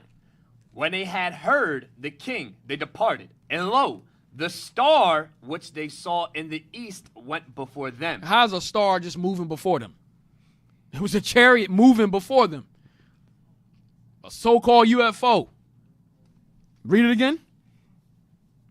When they had heard the king, they departed. And lo, the star which they saw in the east went before them. Read. Till it came and stood over where the young child was. Yo, the chariot just went and was over the house that Christ was in. Go ahead. When they saw the star, they rejoiced with exceeding great joy. So these men were blessed that Christ's chariot, the chariot, was able to direct them to where Christ was. Now the baby. Hey, officer, I don't know if we had time, but they had another clip of a recording of what just happened where someone said that the chariot looked like Ezekiel's will. Where it was moving up around. Yeah. We can finish what we're doing then if we got time. All right, if we got time. Yeah. And then I know we got another text, right? Yeah. Yeah, we'll get to that. We get to the text. Let me finish reading this. Go ahead. Where you at, officer? Y'all can go up. Go up. Ufological Exodus. Yeah, go top down. Right. The top right. Yeah. No. Go down to Elijah. Let me see what it say here. Elijah. Wheels of fire. The prophet Elijah, like a modern day abductee, was transported up into heaven into a burning chariot. So they know. They know. There's another book that said it was a so-called UFO. But my point is they know those are chariots. They're the chariots, right? Now go up to the UFO. Ufological Exodus. Some ufologists claim that when the people of Israel were led out of Egypt by Moses, they were guided on their journey by benevolent UFOs that hindered all attempts at pursuit by the Egyptian forces. Dang. Go ahead. Get that. Exodus 14. Let's get that. Exodus 14. 19 to 25. Exodus chapter 14 and verse 19. And the angel of God, which went before the camp of Israel, removed and went behind them, and the pillar of the cloud went from before their face and stood behind them. And it came between the camp of the Egyptians and the camp of Israel. And it was a cloud and darkness to them, but it gave light by night to these. So that there came not one near the other all the night. And Moses stretched out his hand. Where you at? I'm in verse 20 now. Oh, go ahead. Verse 21 now. And Moses stretched out his hand over I thought he went straight to 25. I thought you called 25. No, 19 to 25. Oh, go. 19 down to 25? Yeah. Yeah, it's free. Verse 21 now. Start at 23. Yes, sir. Verse 23. And the Egyptians pursued and went in after them in the midst of the sea, even all Pharaoh's horses, his chariots, and his horsemen. And it came to pass that in the morning watch, the Lord looked. Read that again. And it came to pass that in the morning watch, the Lord looked unto the host of the Egyptians through the pillar of the cloud. Yo, it got windows on that joint, so the Lord looking through. Right, go ahead. And of the cloud, it troubled the host of the Egyptians. How? Verse 25. It took off their chariot wheels, that they drave them heavily, so that the Egyptians said, let us flee from the face of Israel. Right, so obviously the Lord had some type of beam or something that it was able to take off the wheels of the chariots. Go ahead. For the Lord fighteth for them against the Egyptians. The Lord's fighting for us against the Egyptians at that time. Yeah. Yeah. You can't fight against something like that. Nah, you ain't fighting against That's that. like the And they know that. They know that. Yeah. That's why he's like, look, don't even try to go up against it. Even with all the technology that the U.S. have, they like, yo, stand down. You take your wheels off. How you flying to approach a UFO, and then he takes away your steering wheel. That's what I said. Drive now. You just look at each other like, I don't know what to do anymore. All right. Yeah, go down. Unidentified scroll. Yeah. Unidentified scroll. This passage describes an ancient sighting of a cylindrical UFO. Talk about, we Zechariah just read 5, that. 1 and 2. Yep. So he's saying that Zechariah described a UFO. So my point is, they know what's going on. All right, and they know and it that says, links. Remember, my bad. Go ahead. And Revelation says, "Hurt not the earth." Right. Remember, Tucker was just saying these things have hurt people. Yeah. I'm gonna. Let me see. What other pages I got? I know we pressed for time now. Blow that up. Let me see. Yeah, that go back to 1896. It makes sense why, like, one of their first airships were cylindrical and they were big blimps. So they were trying to mimic what they're seeing. So, let's do what they're doing. Because remember in Isaiah it says the chariots of Pharaoh are flesh. And not spirit. I was going to get that too. So they're mimicking in the flesh and the carnal what they're seeing in the spirit. Right. And they can't make the spiritual, so they're just making it carnally. And this is, sorry. I'm going to have to hold this. Go ahead. Say and give me the other book. I'm going to have to hold that. I was going to say, too, like the same way you're saying mimicking, it's the same thing that the Egyptian magicians tried to do with Moses when he showed their miracles. They tried to do exactly what Moses did, but even in that, Moses' miracles by the power of God had more strength. So even now, they're going to try and mimic the things that they see us do in the scriptures and that they see in the skies. Right. And they said, what's heavy is that 1909, that starship or whatever, go back to that book. Because this is around the time the Wrights brothers was able to make the airplanes to fly, right? So go back. I will be like the Most High. Yep. Read that, a cigar-shaped craft. A cigar-shaped craft. In 1909, the airship was back this time over England. So what they seen before 1896, it came back in 1909. Go ahead. And with a more modern, faster design. The case reported by police constable Kettle of Peterborough near Cambridge is typical. In the early morning hours of March 23, 1909, his attention was drawn to the steady buzz of a high-powered engine. Kettle next spied a powerful light, which he estimated to have been some 1,200 feet above the ground. He also saw a dark body, oblong and narrow in shape, outlined against the stars. It was traveling at a tremendous pace, and as I... Damn. Go ahead. And as I watched, the rattle of the engines gradually grew fainter. There were hundreds of reports of a whirring sound from above, a cigar-shaped craft and a brilliant light beaming groundward. What is apparent is that there were not nearly enough real airships in the world to explain all these sightings. The Germans, for example, had only 3 Zeppelins operational at the time, but up to and even after the outbreak of hostilities in 1914, Northern Europe would be plagued by such reports. The Danes blamed the British, who suspected the Germans, who in turn accused the British. But the mysterious craft did not cause any trouble. They seemed to be passive observers of the turmoil below. That's the same thing they doing now. They see doing it right now, right? Read on. Hey, notice they got in bold letters, a dark body. Oblong and narrow in shape. They know. Read on. The period between the world wars was not without incident either. Whoa. Read that slow. The period between the world wars was not without incident either. So the period between the world wars, that's when they seen a lot of the sightings here. Go ahead. From 1933 until 1938, Norway, Sweden, and Finland were inundated with reports of the ghost flyer. So that's what they called it back then. They called it the ghost flyer.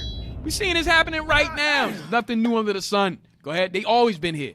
Go ahead. Unlike its predecessors, the Ghost Flyer was reported as a large airplane with ordinary wings, nose, and tail. This phantom plane performed the patently impossible, flying at low altitude over treacherous mountain terrain in snow and fog. Its arrival was often announced by a brilliant beam of light. All right. So from there, give me the other book. Give me the other book. Real quick, I just want the one page out the other book. We're not going to be able to get everything. So that's the same thing they say today. Like when they see UFOs, they say, was it China? Was it Russia? Yep. Yeah, same exact thing. Right here. I just want this. Go back. I just want this page right here. The what, The UFO yellow. Yep, the yellow. Yep. phenomenon, right? Are you able to get it, blow it up to that particular? Yeah. Well, the book is the UFO phenomenon, right? Mm-hmm. A phenomenon. The Old Testament prophet Elijah, for example, ascended into the sky on a chariot of fire, caught in a whirlwind. Jacob's vision, recorded in Genesis, of angels climbing a ladder into heaven has also been interpreted as a UFO event.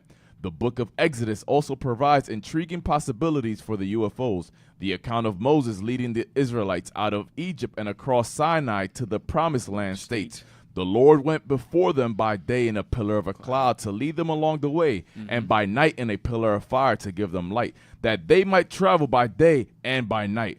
According to biblical scholar and Presbyterian minister Barry H. Downing, the so-called pillars of cloud and fire could have been a UFO whose exhaust may also have parted the Red Sea. Downing's other spacecraft candidates include angels carrying messages from God and the cloud on which Christ ascended into heaven. They know. It's just that we've been dumbed down. We don't know. But the scholars, they know, and we know as well. All praise to the Lord. That these chariots is for our salvation, for our deliverance. That's right. They know they got a short time. Yeah. Yeah. That's right. That's why I say the more things are revealed to us than men can perceive. A lot of things going on in the world, we have all the answers in the scripture. Right. And and that's my point. They know that it comes from they know the answers is in the scriptures. Right. They know that. Yeah. They know that's how Christ is going to return too. Yeah. Yeah, they know that. But guess what? They know if they link it up to the public, it's gonna cause that's what they trying to do. It's gonna cause an uproar. So they trying to keep it close knit. Yeah, close knit, saying it's drones and so forth. Because they want you to keep thinking the Bible is a mythological book. Right. Yeah. It's not. It's not. All right. Give me there's an article I posted called The Flying Roll. Let me see. Because like he said, they hurt people before. Let me show you what they know. This around the time of World War II. And between World War II and the Cold War that the FBI made this document. Real quick, and then we're going to get that text, and then we're going to have to end it. Where did I put it? Yeah, some ancient civilizations would call them the chariot of the gods. Right. Because you got that? Yeah, I mean, we'll read your article. The other one's too long. Hey, click on that. Chariot of the gods. Huh? It's the Facebook link he just posted. And yeah, pull that up. Deacon brought this out when he did the class, the armies in heaven and above. You could go check that out. The armies of heaven and above. Okay, that's the link I just. Oh, my bad. Hold on. That was Malaysia Airline thing, I think. Oh, here we go. Here we go. My bad. Here. Right here. Blow that up. It's a PDF. UFO PDF. Now go to page 22. I just want page 22.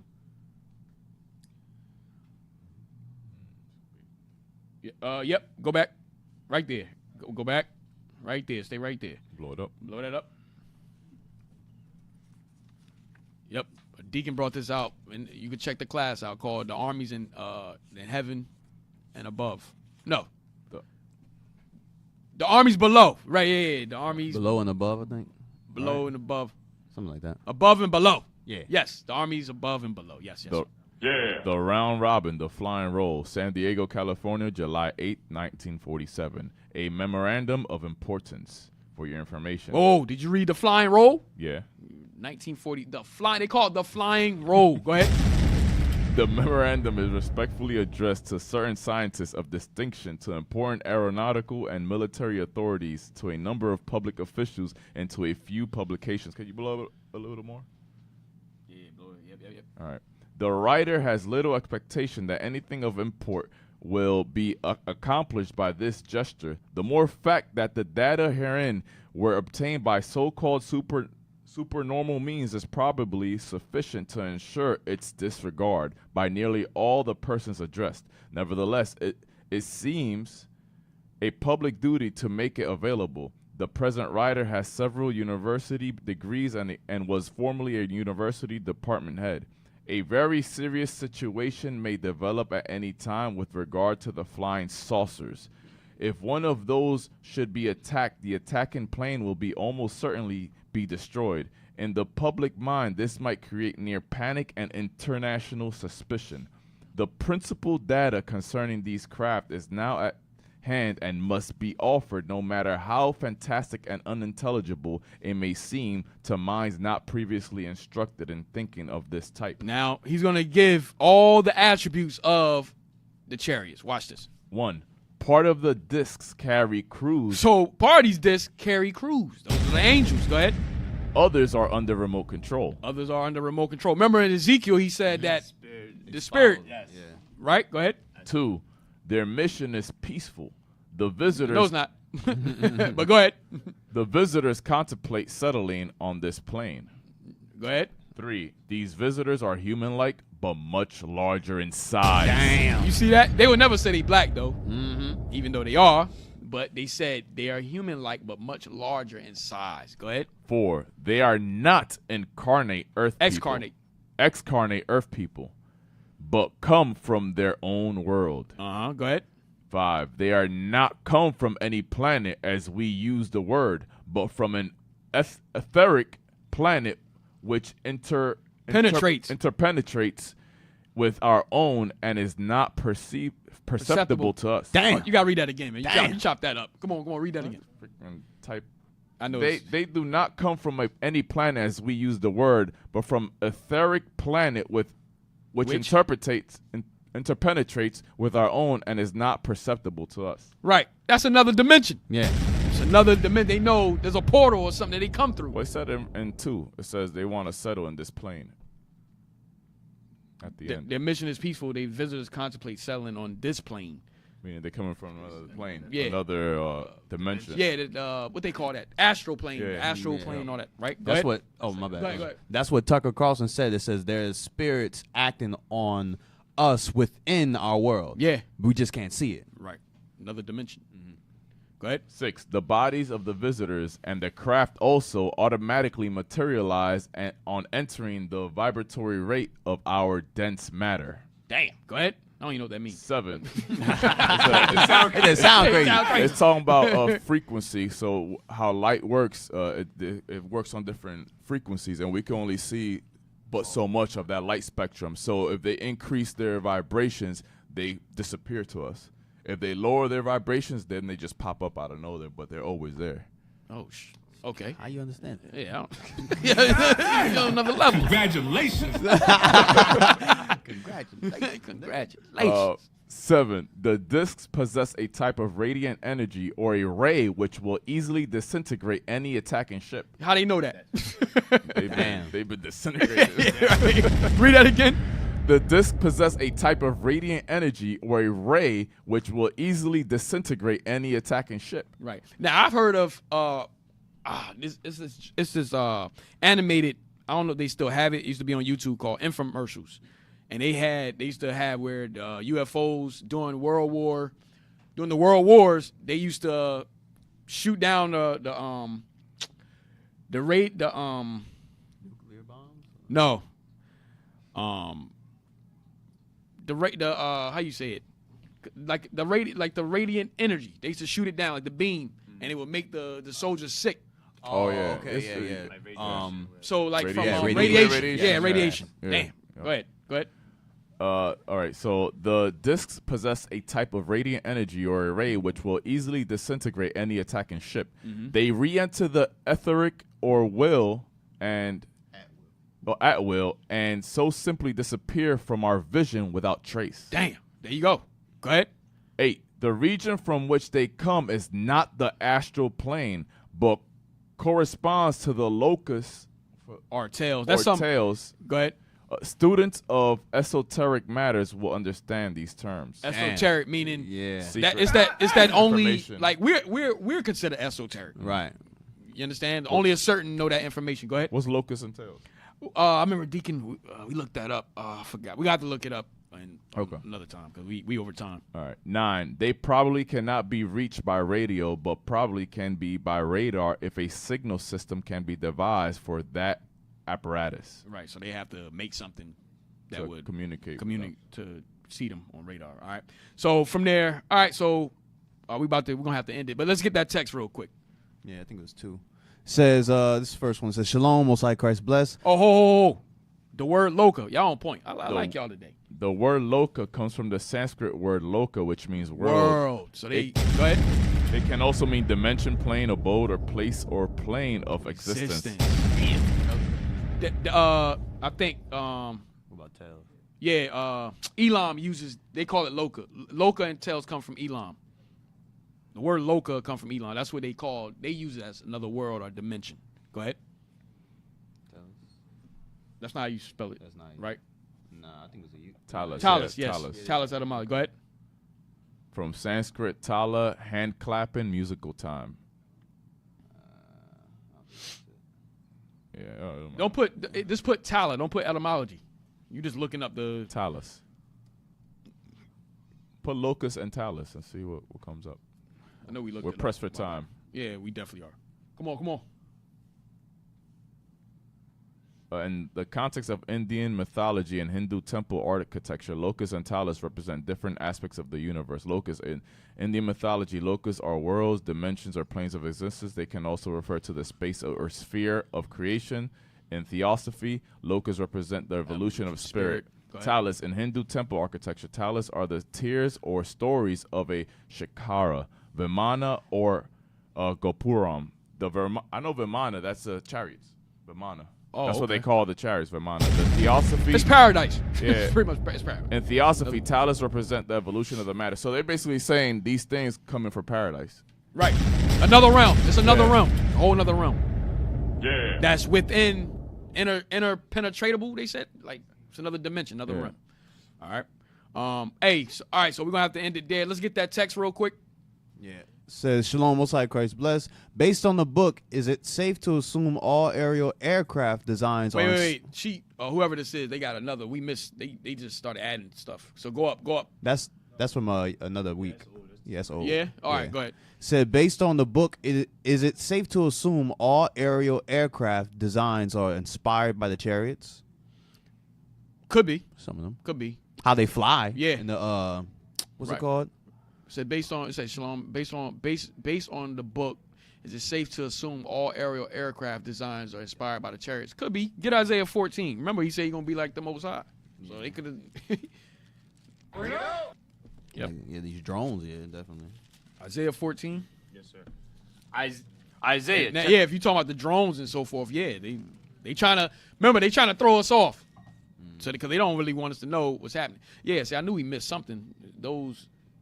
That's a different person now. That's a different person, right? Yeah, that's the one I was seeing. So let's get this one. Isaiah 14. Isaiah 13. Chapter 14 and verse 13. Mm-hmm. For thou hast said in thine heart, I will ascend into heaven. Mm-hmm. I will exalt my throne upon the stars. Above the stars of God. Right, space. That's space travel. All right, that's space travel. I got a book that goes into that too, but we press for time. Go ahead. I will sit also upon the mount of the congregation in the sides of the north. Mm-hmm. I will ascend above the height of the clouds. Mm-hmm. I will be like the Most High. There you go. I will ascend above the heights of the clouds. I will be like the Most High. That's your airplanes from the Wright brothers. So could they have made it after the chariots? Look, they said they wanted to be like the Most High. So Hey, that's why they remember in Isaiah it says, as birds flying, so will the Lord pass over. Mm-hmm. It's the same way that they form their ships when they're going to war or flying. So they're trying to be just like us. Yeah, a lot of these ships that they making, they trying to make them as fast as the chariots, Mach speed and all that. Yeah, yeah. It's a mimic. Right.